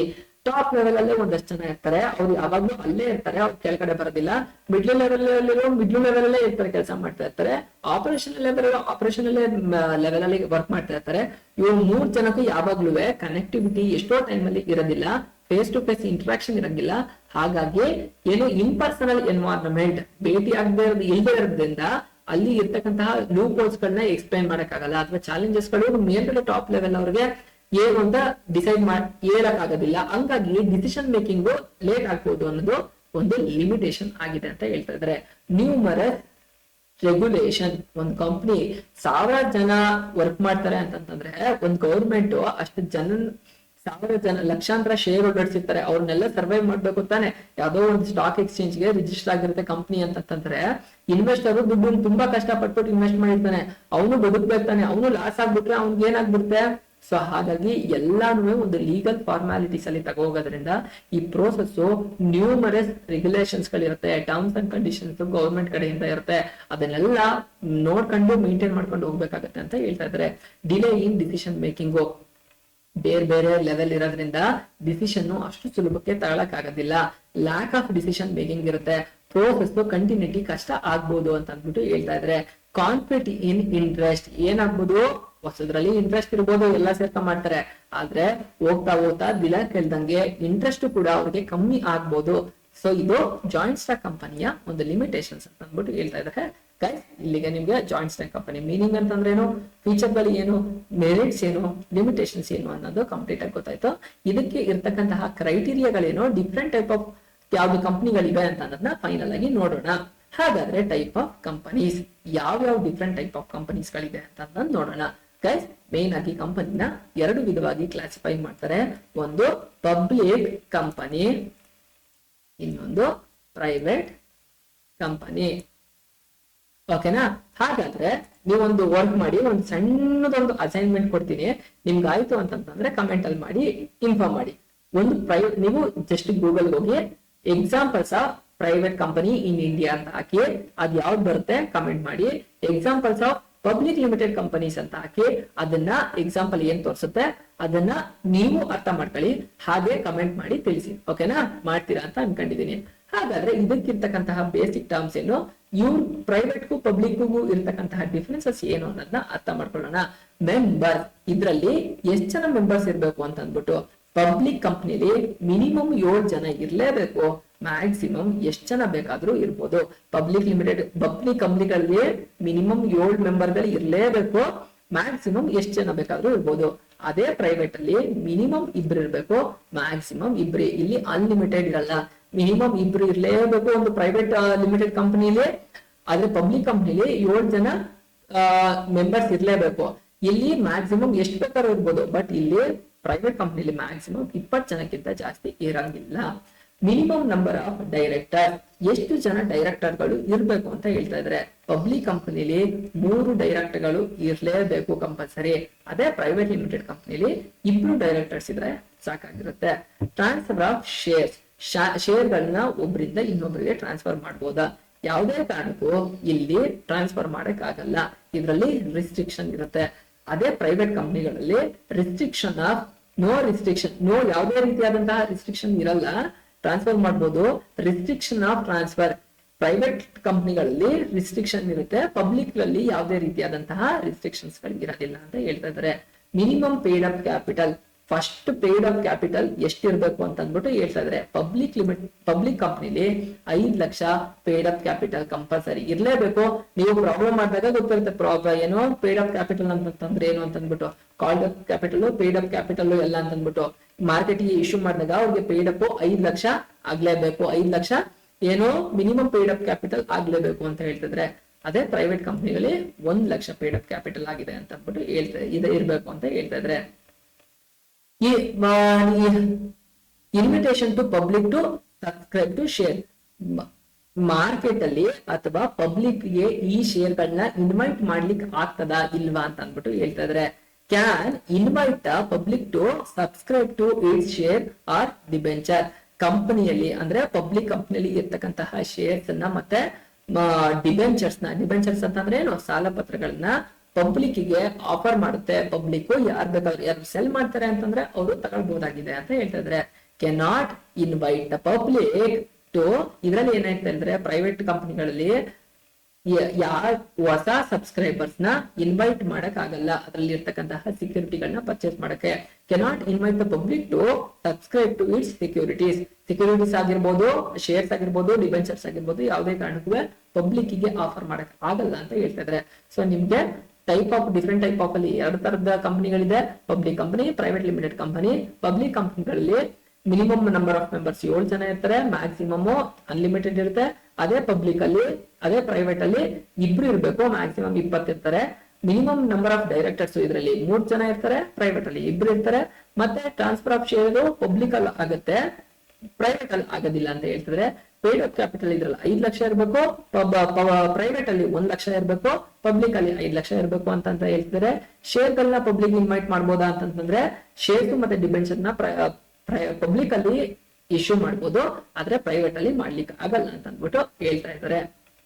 ಹಾಗಾದ್ರೆ ನಿಮ್ಮ ಈ ಚಾಪ್ಟರ್ ನ ಲಾಸ್ಟ್ ಪಾಯಿಂಟ್ ಟಾಪಿಕ್ ಆದಂತಹ ಒಂದು ಬಿಸ್ನೆಸ್ ನ ಮಾಡಬೇಕು. ಈಗ ನೀವ್ ಏನೇನ್ ತಿಳ್ಕೊಂಡ್ರಿ, ಸೋಲ್ ಪ್ರೊಪ್ರೈಟರ್ಶಿಪ್ ಬಗ್ಗೆ ತಿಳ್ಕೊಂಡ್ರಿ ಕಂಪ್ಲೀಟ್ ಆಗಿ, ಅದಾದ್ಮೇಲೆ ಜಾಯಿಂಟ್ ಇಂಡಿವಿಜುವಲ್ ಅನ್ಡಿವೈಡೆಡ್ ಫ್ಯಾಮಿಲಿ ಬಗ್ಗೆ ತಿಳ್ಕೊಂಡ್ರಿ, ಅದಾದ್ಮೇಲೆ ಪಾರ್ಟ್ನರ್ಶಿಪ್ ಬಗ್ಗೆ ತಿಳ್ಕೊಂಡ್ರಿ, ಅದಾದ್ಮೇಲೆ ಇನ್ಯಾವ್ದ್ರ ಬಗ್ಗೆ ತಿಳ್ಕೊಂಡ್ರಿ, ಕೋಆಪರೇಟಿವ್ ಸೊಸೈಟಿ ಬಗ್ಗೆ ತಿಳ್ಕೊಂಡ್ರಿ. ಹಾಗೆ ಒಂದು ಜಾಯಿಂಟ್ ಸ್ಟಾಕ್ ಕಂಪನಿಗೆ 5 different forms of business organisation complete ಆಗಿ ತಿಳ್ಕೊಂಡಿದ್ದೀರಾ. ಈಗ ಇಫ್ ಸಪೋಸ್ ನೀವು ಯಾವ್ದಾದ್ರು ಒಂದು ಬಿಸ್ನೆಸ್ ನ ಮಾಡಕ್ಕೆ ಹೊರಡ್ತೀವಿ, ಇಷ್ಟು 5ರಲ್ಲಿ ಯಾವ್ದಾದ್ರು ಒಂದು ಮಾಡ್ತೀನಿ ಅಂತಂದ್ರೆ, ಬೇರೆದಕ್ಕೆ ಇರ್ತಕ್ಕಂತಹ ಏನು ಕಂಪ್ಯಾರಿಸನ್ ಏನು ಅಂತ ಅಂದ್ಬಿಟ್ಟು ಒಂದು ಬಿಸ್ನೆಸ್ ಮಾಡ್ತೀನಿ ಅಂತಂದ್ರೆ ಅದಕ್ಕೆ ಇನ್ಫ್ಲೂಯೆನ್ಸ್ ಆಗ್ತಕ್ಕಂತಹ ಫ್ಯಾಕ್ಟರ್ಸ್ ಗಳು ಏನೇನು ಅಂತ ಕಂಪ್ಲೀಟ್ ಆಗಿ ಇದ್ರಲ್ಲಿ ನೋಡ್ತಾ ಹೋಗೋಣ. ಫ್ಯಾಕ್ಟರ್ಸ್ ಗಳು ಏನೇನು, ಅದರಲ್ಲಿ ಮೋಸ್ಟ್ ಅಡ್ವಾಂಟೇಜಸ್ ಯಾವ ಆರ್ಗನೈಸೇಷನ್ಗೆ ಆಗುತ್ತೆ, ಲೀಸ್ಟ್ ಅಡ್ವಾಂಟೇಜಸ್ ಯಾವ್ದಕ್ಕಾಗುತ್ತೆ. ಯಾವುದೋ ಒಂದು ಪಾಲಿಸಿ ಒಂದು ಆರ್ಗನೈಸೇಷನ್ಗೆ ತುಂಬಾ ಅಡ್ವಾಂಟೇಜ್ ಇರುತ್ತೆ, ಅದೇನೆ ಅದಕ್ಕೆ ಇನ್ನೊಂದು ಆರ್ಗನೈಸೇಷನ್ಗೆ ಲೀಸ್ಟ್ ಅಡ್ವಾಂಟೇಜ್ ಆಗುತ್ತೆ. ಯಾವ್ದಕ್ ಬೆನಿಫಿಟ್ ಜಾಸ್ತಿ, ಯಾವ್ದಕ್ ಬೆನಿಫಿಟ್ ಕಮ್ಮಿ ಅನ್ನೋದನ್ನ ಈ ಚಾರ್ಟ್ ಅಲ್ಲಿ ಅಥವಾ ಇದರಲ್ಲಿ ನೋಡ್ತಾ ಹೋಗೋಣ. ಅವೈಲಬಿಲಿಟಿ ಆಫ್ ಕ್ಯಾಪಿಟಲ್ ಎಷ್ಟು ತನಕ ನಾವು ಇನ್ವೆಸ್ಟ್ ಮಾಡಬಹುದು ಅನ್ನೋದು ಚಾನ್ಸಸ್ ಯಾವ್ದ್ರಲ್ಲಿ ಇರುತ್ತೆ, ಕಂಪ್ನಿಗೆ ಅಡ್ವಾಂಟೇಜ್ ಆಗುತ್ತೆ. ಆದ್ರೆ ಸೋಲ್ ಪ್ರೊಪೈಟರ್ಶಿಪ್ ಅಲ್ಲಿ ಒಬ್ಬನೇ ಒಬ್ಬ ಇನ್ವೆಸ್ಟ್ ಮಾಡ್ಬೇಕು. ಸೊ ಹಾಗಾಗಿ ತುಂಬಾ ಜಾಸ್ತಿ ಇನ್ವೆಸ್ಟ್ ಮಾಡಕ್ ಆಗೋದಿಲ್ಲ ಅಂತ ಹೇಳ್ತಿದ್ರೆ. ಕಂಪ್ನಿಲಿ ಎಷ್ಟು ಬೇಕಾದ್ರೂ ಶೇರ್ ಹೋಲ್ಡರ್ಸ್ ನ ಇಶ್ಯೂ ಮಾಡ್ಬಿಟ್ಟು ಶೇರ್ ನ ತಗೊಂಡು ದೊಡ್ಡ ಬಿಸ್ನೆಸ್ ನ ನಡೆಸಬಹುದು. ಆದ್ರೆ ಇದು ಯಾರಿಗೆ ಅಡ್ವಾಂಟೇಜ್ ಇಲ್ಲ ಅಂತಂದ್ರೆ, ಅಡ್ವಾಂಟೇಜ್ ಇರೋದು ಯಾರಿಗೆ, ಕಂಪ್ನಿಗೆ. ಅದೇನೆ ಅಡ್ವಾಂಟೇಜ್ ಯಾರಿಗಿಲ್ಲ ಅಂತಂದ್ರೆ ಒಬ್ಬ ಸಿಂಗಲ್ ಮಾಡ್ತಾನಲ್ಲ ಅವನಿಗೆ ಕ್ಯಾಪಿಟಲ್ ಲಿಮಿಟೆಡ್ ಇರುತ್ತೆ. ಹಾಗಾಗಿ ಅದು ಲೀಸ್ಟ್ ಅಡ್ವಾಂಟೇಜ್ ಅವನಿಗೆ ಅಂತ ಅಂದ್ಬಿಟ್ಟು. ಕಾಸ್ಟ್ ಆಫ್ ಫಾರ್ಮೇಶನ್, ಒಂದು ಬಿಸ್ನೆಸ್ ನ ಫಾರ್ಮ್ ಮಾಡ್ಬೇಕಂತಂದ್ರೆ ಯಾರಿಗೆ ಈಸಿ, ಯಾರಿಗೆ ತುಂಬಾ ಕಷ್ಟ. ಒಂದು ಸೋಲ್ ಪ್ರೊಪೈಟರ್ಶಿಪ್ ಅನ್ನ ಫ್ರೇಮ್ ಮಾಡ್ಬೇಕು ಅಂತಂದ್ರೆ ತುಂಬಾ ಈಸಿ, ಏನ್ ರಿಜಿಸ್ಟ್ರೇಷನ್ ಪ್ರೋಸೆಸ್ ಮಾಡ್ಬೇಕು ಅಂತ ಇಂತ ತುಂಬಾ ಟರ್ಮ್ಸ್ ಅಂಡ್ ಕಂಡೀಷನ್ ಇಲ್ಲ. ಆದ್ರೆ ಅದ್ ಯಾರಿಗೆ ಹೊರೆ, ಒಂದ್ ಕಂಪನಿ ಮಾಡ್ಬೇಕು ಅಂತಂತಂದ್ರೆ ಅದಕ್ಕೆ 108 ತಲೆನೋವುಗಳು, ಟೆನ್ಷನ್ಗಳು, ಪ್ರೋಸೆಸ್ಗಳಿದೆ. ಅದನ್ನ ಮಾಡಿ ಅವರು ಕಂಪನಿಗಳನ್ನ ಮಾಡ್ಬೇಕಾಗತ್ತೆ. ಈಸ್ ಆಫ್ ಫಾರ್ಮೇಶನ್ ಮಾಡ್ತಕ್ಕಂತಹದ್ದು ಯಾವ ತರ ಪ್ರೋಸೆಸ್ ಇರುತ್ತೆ, ಸೋಲ್ ಪ್ರೊಪೈಟರ್ಗೆ ಈಸಿ ಇರುತ್ತೆ, ಅದೇ ಕಂಪನಿಗೆ ತುಂಬಾ ಟರ್ಮ್ಸ್ ಅಂಡ್ ಕಂಡೀಷನ್ಸ್ ಗಳಿರುತ್ತೆ ಅಂತ ಹೇಳ್ತಾ ಇದಾರೆ. ಟ್ರಾನ್ಸ್ಫರ್ ಆಫ್ ಓನರ್ಶಿಪ್ ನ ಟ್ರಾನ್ಸ್ಫರ್ ಮಾಡ್ಬೋದಾ ಅಂತಂತಂದ್ರೆ ಅದ್ ಎಲ್ಲಿ ಯಾರಿಗೆ ಅಡ್ವಾಂಟೇಜು, ಒಂದ್ ಕಂಪನಿ, ಅದ್ರಲ್ಲೂ ಪ್ರೈವೇಟ್ ಕಂಪನಿ ಮಾತ್ರ ಓನರ್ಶಿಪ್ ನ ಟ್ರಾನ್ಸ್ಫರ್ ಮಾಡಬಹುದಾಗಿದೆ. ಅದೇನೆ ಪಾರ್ಟ್ನರ್ಶಿಪ್ ಬಿಸ್ನೆಸ್ ಅಲ್ಲಿ ಏನು ಅವ್ರಿಗೆ ಅಡ್ವಾಂಟೇಜ್ ಇಲ್ಲ ಅಂತ ಹೇಳ್ತಾ ಇದಾರೆ. ಈಗ ಒಂದು ಪಾರ್ಟ್ನರ್ಶಿಪ್ ಅಲ್ಲಿ ಪ್ರಾಫಿಟ್ ಆಗ್ತಾ ಇದ್ರೆ ಮಾತ್ರ ಯಾರು ಬೇರೆ ಪಾರ್ಟ್ನರ್, ಬೇರೆಯವರು ಹೊಸಬ್ರು ಬಂದು ಜಾಯಿನ್ ಆಗ್ತಾರೆ. ಲಾಸ್ ಆಗ್ತಿದ್ರೆ ಯಾರು ಬಂದ್ ತಗೊಳಕ್ ಇಷ್ಟಪಡ್ತಾರ, ಯಾರು ಇಷ್ಟಪಡೋದಿಲ್ಲ. ಓನರ್ಶಿಪ್ ಟ್ರಾನ್ಸ್ಫರ್ ಮಾಡಕ್ಕೆ ಕಂಪನಿಗಳು ತುಂಬಾ ಒಳ್ಳೇದು, ಆದ್ರೆ ಪಾರ್ಟ್ನರ್ಶಿಪ್ ಅಲ್ಲಿ ಓನರ್ಶಿಪ್ ನ ಟ್ರಾನ್ಸ್ಫರ್ ಮಾಡೋದು ತುಂಬಾ ಕಷ್ಟ ಅಂತ ಹೇಳ್ತಾ ಇದಾರೆ. ಮ್ಯಾನೇಜೀರಿಯಲ್ ಸ್ಕಿಲ್ಸ್ ಅಲ್ಲಿ ಪ್ರೊಫೆಷನಲ್ ಗಳು ತುಂಬಾ ಎಲ್ಲಿ ಜಾಸ್ತಿ ಇರ್ತಾರೆ, ಕಂಪನಿಗಳಲ್ಲಿ ಇರ್ತಾರೆ. ಹಾಗಾಗಿ ಕಂಪನಿ ತುಂಬಾ ಪ್ರಾಫಿಟ್ ಮಾಡ್ತಾರೆ. ಆದ್ರೆ ಸೋಲ್ ಪ್ರೊಪೈಟರ್ ಅಲ್ಲಿ ಒಬ್ಬ ಮಾಡ್ತಾನೆ, ಅವನಿಗೆ ಮ್ಯಾನೇಜೀರಿಯಲ್ ಸ್ಕಿಲ್ಸ್ ಎಷ್ಟಿರುತ್ತೆ ಅದ್ರ ಪ್ರಕಾರ ನಡೆಸ್ಕೊ ಹೋಗ್ತಿರ್ತಾನೆ. ಹಾಗಾಗಿ ಮ್ಯಾನೇಜೀರಿಯಲ್ ಸ್ಕಿಲ್ಸ್ ಕಂಪನಿಗಳಲ್ಲಿ ತುಂಬಾ ಜಾಸ್ತಿ ಇರುತ್ತೆ, ಸೋಲ್ ಪ್ರೊಪೈಟರ್ ಅಲ್ಲಿ ಕಮ್ಮಿ ಇರುತ್ತೆ ಅಂತ ಅಂದ್ಬಿಟ್ಟು ಹೇಳ್ತಾ ಇದ್ದಾರೆ. ರೂಲ್ಸ್ ಅಂಡ್ ರೆಗ್ಯುಲೇಷನ್ಸ್ ಯಾರಿಗೆ ಇದ್ದಿದೆ, ಕಮ್ಮಿ ರೂಲ್ಸ್ ಅಂಡ್ ರೆಗ್ಯುಲೇಷನ್ಸ್ ಇರತಕ್ಕಂಥದ್ದು ಸೋಲ್ ಪ್ರೊಪೈಟರ್ಗೆ. ಆದ್ರೆ ಒಂದು ಕಂಪನಿಗೆ ಸಿಕ್ಕಾಬಟ್ಟೆ ರೂಲ್ಸ್ ಅಂಡ್ ರೆಗ್ಯುಲೇಷನ್ಸ್ ಗಳು ಅಪ್ಲಿಕಬಲ್ ಆಗುತ್ತೆ. ಹಾಗಾಗಿ ಅದು ಲೀಸ್ಟ್ ಅಡ್ವಾಂಟೇಜಸ್ ಕಂಪನಿಗಳಿಗೆ, ಮೋಸ್ಟ್ ಅಡ್ವಾಂಟೇಜಸ್ ಒಂದು ಸೋಲ್ ಪ್ರೊಪೈಟರ್ಗೆ ಅಂತ ಹೇಳ್ತಾ ಇದ್ದಾರೆ. ಫ್ಲೆಕ್ಸಿಬಿಲಿಟಿ ಯಾರಿಗೆ ಅನುಕೂಲ, ಯಾರಿಗೆ ಜಾಸ್ತಿ ಅನುಕೂಲ ಇಲ್ಲ ಅನ್ನೋದನ್ನ ನೋಡೋಣ. ಸೋಲ್ ಪ್ರೊಪೈಟರ್ಗೆ ಫ್ಲೆಕ್ಸಿಬಿಲಿಟಿ ಇದೆ ಅಂದ್ರೆ, ಈಗ ಸಪೋಸ್ ಕ್ಲೋಸ್ ಮಾಡ್ತೀನಿ ಅಂತಂದ್ರು ಸ್ಮೂತ್ ಆಗಿ ಕ್ಲೋಸ್ ಮಾಡ್ಬೋದು. ಬಟ್ ಕಂಪ್ನಿಗಳನ್ನ ಕ್ಲೋಸ್ ಮಾಡ್ತೀನಿ ಅಂತಂದ್ರು ಮತ್ತೆ ಏನ್ ಲೆಂತಿ ಪ್ರೋಸೆಸ್ ನ ಕಂಪ್ಲೀಟ್ ಮಾಡ್ಬೇಕಾಗಿದೆ. ಕಂಟಿನ್ಯೂಟಿ, ಯಾರಿಗೆ ತುಂಬಾ ಲೈಫ್ ಸ್ಪ್ಯಾನ್ ಜಾಸ್ತಿ ಇರುತ್ತೆ. ಒಂದು ಕಂಪನಿ ಎಷ್ಟು ಪರ್ಫೆಕ್ಚುಯಲ್ ಸಕ್ಸೆಷನ್ ಅಂತ ಅನ್ನೋದೊಂದು ಟಾಪಿಕ್ ನ ನಾವು ಅರ್ಥ ಮಾಡ್ಕೊಂಡಿದೀವಿ. ಪರ್ಫೆಕ್ಚುಯಲ್ ಸಕ್ಸೆಷನ್ ಅಂತಂದ್ರೇನು, ಸ್ಥಿರವಾಗಿ ನಿರಂತರವಾಗಿ ನಡೀತಕ್ಕಂತಹದ್ದು, ಯಾವುದೇ ಕಾರಣಕ್ಕೂ ನಿಂತೋಗದೆ ಇರೋದು, ಸರ್ವಕಾಲಿಕವಾಗಿರುವಂತಹದ್ದು ಕಂಪನಿಗಳು ನಡೀಬಹುದು. ಆದ್ರೆ ಸೋಲ್ ಪ್ರೊಪೈಟರ್ಶಿಪ್ ಅವನಿಗೆ ಏನಾರು ಆಯ್ತು, ಅವನಿಗೆ ಡಿಸೀಸ್ ಬಂತು, ಅವನಿಗೆ ಕಾಯಿಲೆ ಬಂತು, ಅವನಿಗೆ ಆಕ್ಸಿಡೆಂಟ್ ಆಯ್ತು ಅಥವಾ ಡೆತ್ ಆಯ್ತು ಅಂತಂದ್ರೆ ಸೋಲ್ ಪ್ರೊಪೈಟರ್ಶಿಪ್ ಕ್ಲೋಸ್ ಆಗ್ಬಿಡುತ್ತೆ. ಬಟ್ ಕಂಪನಿಗಳು ಸ್ಮೂತ್ ಆಗಿ ನಡ್ಕೊಂಡು ಹೋಗ್ತಾ ಇರುತ್ತೆ ಅಂತ ಹೇಳ್ತಾ ಇದ್ರೆ. ಲಯಬಿಲಿಟಿ ಯಾರಿಗೆ ಅಡ್ವಾಂಟೇಜ್ ಅಂತಂದ್ರೆ, ಹೊಣೆಗಾರಿಕೆ ಕಂಪನಿಗಳಿಗೆ ಒಂದು ಲಿಮಿಟೆಡ್ ಲಯಬಿಲಿಟಿ ಇರುತ್ತೆ. ಆದ್ರೆ ಸೋಲ್ ಪ್ರೊಪೈಟರ್ಗೆ ಅನ್ಲಿಮಿಟೆಡ್ ಲಯಬಿಲಿಟಿ ಇರುತ್ತೆ. ಅವ್ನ್ ಸಾಲ ತಾಕಬಿಟ್ರೆ ಅದನ್ನ ಸಾಲವನ್ನ ಬಿಸ್ನೆಸ್ ತೀರ್ಸಲ್ಲ, ಅವನೇ ತೀರ್ಸ್ಬೇಕಾಗಿರುತ್ತೆ. ಸೊ ಲಿಮಿಟೇಷನ್ ತುಂಬಾ ಜಾಸ್ತಿ ಇರುತ್ತೆ ಅನ್ನೋದು ಕಂಪ್ಲೀಟ್ ಆಗಿ ನಿಮಗೆ ಈಗ ಅರ್ಥ ಆಯ್ತು ಗೈಸ್. ಈ ಇದ್ರಲ್ಲಿ ನಿಮ್ಗೆ ಸ್ಲೈಡ್ ಅಲ್ಲಿ ಯಾವ ಫ್ಯಾಕ್ಟರ್ಗಳು ಯಾರಿಗೆ ಮೋಸ್ಟ್ ಅಡ್ವಾಂಟೇಜ್ ಇದೆ, ಯಾರಿಗೆ ಲೀಸ್ಟ್ ಅಡ್ವಾಂಟೇಜ್ ಇದೆ ಅಂತ ಅಂದ್ಬಿಟ್ಟು ಕಂಪ್ಲೀಟ್ ಆಗಿ ಅರ್ಥ ಆಯ್ತು ಅಂತ ಅನ್ಕೊಳ್ತೀನಿ. ಸೊ ನಿಮ್ಗೆ ಇನ್ನೂ ಏನಾದ್ರು ಡೌಟ್ ಇತ್ತು ಅಂತಂದ್ರೆ ನೀವು ಕಮೆಂಟ್ ಮಾಡಿ ತಿಳ್ಕೊಬಹುದು. ಈಗ ಫೈನಲ್ ನಾವು ಫಸ್ಟ್ ಪಾರ್ಟ್ ಅಲ್ಲಿ ಮತ್ತೆ ಈ ಸೆಕೆಂಡ್ ಪಾರ್ಟ್ ಅಲ್ಲಿ ಏನೇನ್ ಕಲ್ತು ಅಂದ್ಬಿಟ್ಟು ಕ್ವಿಕ್ ಆಗಿ ಒಂದು ರೌಂಡ್ ಅಪ್ ನ ನೋಡ್ಬಿಡೋಣ. ಸೊ ನೀವು ನೋಡಿದಾಗ ಕಂಪ್ಲೀಟ್ ಆಗಿ ಏನೇನ್ ಈ ಚಾಪ್ಟರ್ ಇಂದ ಕಲ್ತ್ರಿ, ಯಾಕೆ ಈ ಚಾಪ್ಟರ್ ನ 16 ಮಾರ್ಕ್ಸ್ ಇಂದ ಕೇಳ್ತಾರೆ ಅನ್ನೋದು ಕಂಪ್ಲೀಟ್ ಆಗಿ ಗೊತ್ತಾಗ್ಬಿಡುತ್ತೆ. ಇದು ಫಾರ್ಮ್ ಆಫ್ ಬಿಸ್ನೆಸ್ ಆರ್ಗನೈಸೇಷನ್ ಬೇರೆ ಆದಂತಹ ಫಾರ್ಮ್ಸ್ ಯಾವ್ದಾವ್ದಿದೆ ಅಂತ ನೋಡಿದಿರಾ. ಇದು ಎಕ್ಸಾಮ್ ಎಷ್ಟು ಮಾರ್ಕ್ಸ್ ಬರುತ್ತೆ, ಅದಾದ್ಮೇಲೆ ಯಾವ ತರದ ಮೇನ್ ಡಿಫ್ರೆಂಟ್ ಟೈಪ್ ಆಫ್ 5 ತರದ ಬಿಸ್ನೆಸ್ ನೋಡಿದಿರಾ. ಸೋಲ್ ಪ್ರೊಪೈಟರ್ಶಿಪ್ ಫೀಚರು, ಮೆರಿಟ್ಸ್ ಮತ್ತೆ ಲಿಮಿಟೇಷನ್ಸ್. ಜಾಯಿಂಟ್ ಹಿಂದೂ ಫ್ಯಾಮಿಲಿ ಮೇಲೆ meaning, feature, merits, limitations. Partnership ಅಂದ್ರೇನು, ಅದ್ರ ಮೀನಿಂಗ್ ಅಂದ್ರೇನು, ಫೀಚರ್ ಗಳೇನು, ಮೆರಿಟ್ಸ್ ಅಂದ್ರೇನು, ಲಿಮಿಟೇಷನ್ಸ್ ಗಳು. ಡಿಫ್ರೆಂಟ್ ಟೈಪ್ ಆಫ್ ಪಾರ್ಟ್ನರ್ಸ್ ಗಳು ಯಾರು ಇರ್ತಾರೆ, ಮೈನರ್ ಪಾರ್ಟ್ನರ್ ಅಂತ ಅಂದ್ರೇನು, ಅದಕ್ಕೆ ಇರ್ತಕ್ಕಂತಹ ಕಂಪಾರಿಸನ್ ಗಳೇನು, ಡಿಫ್ರೆಂಟ್ ಟೈಪ್ ಆಫ್ ಪಾರ್ಟ್ನರ್ಶಿಪ್ ಯಾವ್ದಿದೆ ಅನ್ನೋದು ಕಲ್ತ್ಕೊಂಡಿದೀರಾ. ಹಾಗೆ ಪಾರ್ಟ್ನರ್ಶಿಪ್ ಡೀಡ್ ಕರಾರು ಒಪ್ಪಂದ ಪತ್ರ ಅಂತಂದ್ರೆ ಏನು ಕಂಪ್ಲೀಟ್ ಆಗಿ ಅರ್ಥ ಮಾಡ್ಕೊಂಡಿದ್ದೀರಾ. ಕೋಆಪರೇಟಿವ್ ಸೊಸೈಟಿಗಳು ಅಂತಂದ್ರೇನು, ಸಹಕಾರಿ ಸಂಘಗಳು ಅಂತಂದ್ರೇನು, ಅದ್ರ ಮೀನಿಂಗ್ ಏನು, ಫೀಚರ್ ಏನು, ಮೆರಿಟ್ಸ್ ಏನು, ಲಿಮಿಟೇಷನ್ಸ್ ಗಳೇನು, ಡಿಫ್ರೆಂಟ್ ಟೈಪ್ ಆಫ್ ಕೋಆಪರೇಟಿವ್ ಸೊಸೈಟಿಗಳು ಯಾವ್ಯಾವ್ದಿದೆ ಅನ್ನೋದನ್ನ ಅರ್ಥ ಮಾಡ್ಕೊಂಡಿದ್ದೀರಾ. ಜಾಯಿಂಟ್ ಸ್ಟಾಕ್ ಕಂಪನಿ ಅಂದ್ರೇನು, ಅದ್ರ ಮೀನಿಂಗ್ ಏನು, ಅದರದ್ದು ಏನು ಡೆಫಿನೇಷನ್ ಏನು, ಹಾಗೇನೆ ಫೀಚರ್ ಗಳು ಏನು, ಮೆರಿಟ್ಸ್ ಏನು, ಲಿಮಿಟೇಷನ್ಸ್ ಏನು, ಡಿಫ್ರೆಂಟ್ ಟೈಪ್ ಆಫ್ ಕಂಪನಿಗಳು ಯಾವ ತರ ಇರುತ್ತೆ, ಅದಕ್ಕೆ ಇರ್ತಕ್ಕಂತಹ ಕಂಪ್ಯಾರಿಸನ್ ಏನು, ಹಾಗೆ ಫೈನಲ್ ಆಗಿ ಒಂದು ಬಿಸ್ನೆಸ್ ನ ಸ್ಟಾರ್ಟ್ ಮಾಡ್ತೀವಿ ಅಂತಂದ್ರೆ ಅದು ಯಾರಿಗೆ ಮೋಸ್ಟ್ ಅಡ್ವಾಂಟೇಜ್, ಯಾರಿಗೆ ಮೋಸ್ಟ್ ಲೀಸ್ಟ್ ಅಡ್ವಾಂಟೇಜ್ ಅಂತ ಕಂಪ್ಲೀಟ್ ಆಗಿ ತಿಳ್ಕೊಂಡಿದ್ದೀರಾ. ಸಿ ಗೈಸ್, ಹಾಗಾಗಿ ಈ ಪಾಯಿಂಟ್, ಈ ಚಾಪ್ಟರ್ ನಿಮ್ಗೆ ಎಕ್ಸಾಮ್ ತುಂಬಾ ಇಂಪಾರ್ಟೆಂಟ್ ಆಗುತ್ತೆ. ಸ್ಟಿಲ್ ನಿಮ್ಗೆ ಏನಾದ್ರು ಡೌಟ್ ಇತ್ತು ಅಂತಂದ್ರೆ ಕಮೆಂಟ್ ಮಾಡಿ ಹೇಳ್ಬೋದು. ಈಗ ಈ ಟೆಕ್ಸ್ಟ್ ಬುಕ್ ಲಿಂಕ್ ಡಿಸ್ಕ್ರಿಪ್ಷನ್ ಅಲ್ಲಿ ಕೊಟ್ಟಿದ್ದೀನಿ, ನೀವು ಟೆಕ್ಸ್ಟ್ ಬುಕ್ ನ ಡೌನ್ಲೋಡ್ ಮಾಡ್ಕೊಂಡು ಚೆಕ್ ಮಾಡ್ಬೋದು. ಈಗ ಒಂದ್ ಯಾವ್ದಾದ್ರು ನೀವು ಗೈಡು ಅಥವಾ ನೀವೇನ್ ಇಟ್ಕೊಂಡಿರ್ತೀರಲ್ಲ ನೋಟ್ಸು, ಒಂದ್ಸಲ ಗ್ಲಾನ್ಸ್ ಮಾಡ್ಬಿಡಿ, ಕಂಪ್ಲೀಟ್ ಆಗಿ ನಿಮ್ಮ ಮೈಂಡಿಗೆ ಹೋಗಿ ಕೂತ್ಕೊಳ್ಳುತ್ತೆ. ಡಿಲೇ ಮಾಡ್ತಾ ಹೋಗ್ಬೇಡಿ, ಅವತ್ತಿಂದ ಅವತ್ತು ನೋಟ್ಸ್ ಅವತ್ತೇನೆ ಕಂಪ್ಲೀಟ್ ಮಾಡ್ಕೊಬಿಡಿ. ಸೊ ನಿಮ್ಗೆ ಅಡ್ವಾಂಟೇಜ್ ಆಗ್ತಾ ಹೋಗುತ್ತೆ. ನೆನಪಲ್ಲಿ ಇಟ್ಕೊಳ್ತವೆ. ವಾಟ್ಸ್ಆಪ್ ಟೆಲಿಗ್ರಾಮ್ ಗ್ರೂಪ್ ಗಳಿಗೂ ಜಾಯಿನ್ ಆಗಿ ನಿಮ್ಗೆ ಈ ಕ್ಲಾಸ್ ಇಷ್ಟ ಆಯ್ತು ಅಂತಂದ್ರೆ ನಿಮ್ಮ ಫ್ರೆಂಡ್ಸ್ ಜೊತೆನೂ ಶೇರ್ ಮಾಡ್ಕೊಳ್ಳಿ. ಓಕೆನಾ? ಮತ್ತೇನೆ ನೆಕ್ಸ್ಟ್ ಚಾಪ್ಟರ್ ಅಲ್ಲಿ ಮತ್ತೆ ಕಂಪ್ಲೀಟ್ ಆಗಿ ಸಿಗ್ತಾ ಹೋಗೋಣ. ನೆಕ್ಸ್ಟ್ ಇನ್ನೂ ಒಂದ್ ಏನಂತಂದ್ರೆ ಇದರಲ್ಲಿ ಯಾವ ಕ್ವಶನ್ ಗಳನ್ನ ಹೇಗೆ ಕೇಳ್ತಾರೆ ಅನ್ನೋದನ್ನ ನಾವು ಲಾಸ್ಟ್ ಅಲ್ಲಿ ಮಾಡೋಣ. ಟೆನ್ಷನ್ ಮಾಡ್ಕೊಳ್ಬೇಡಿ. ಓಕೆನಾ?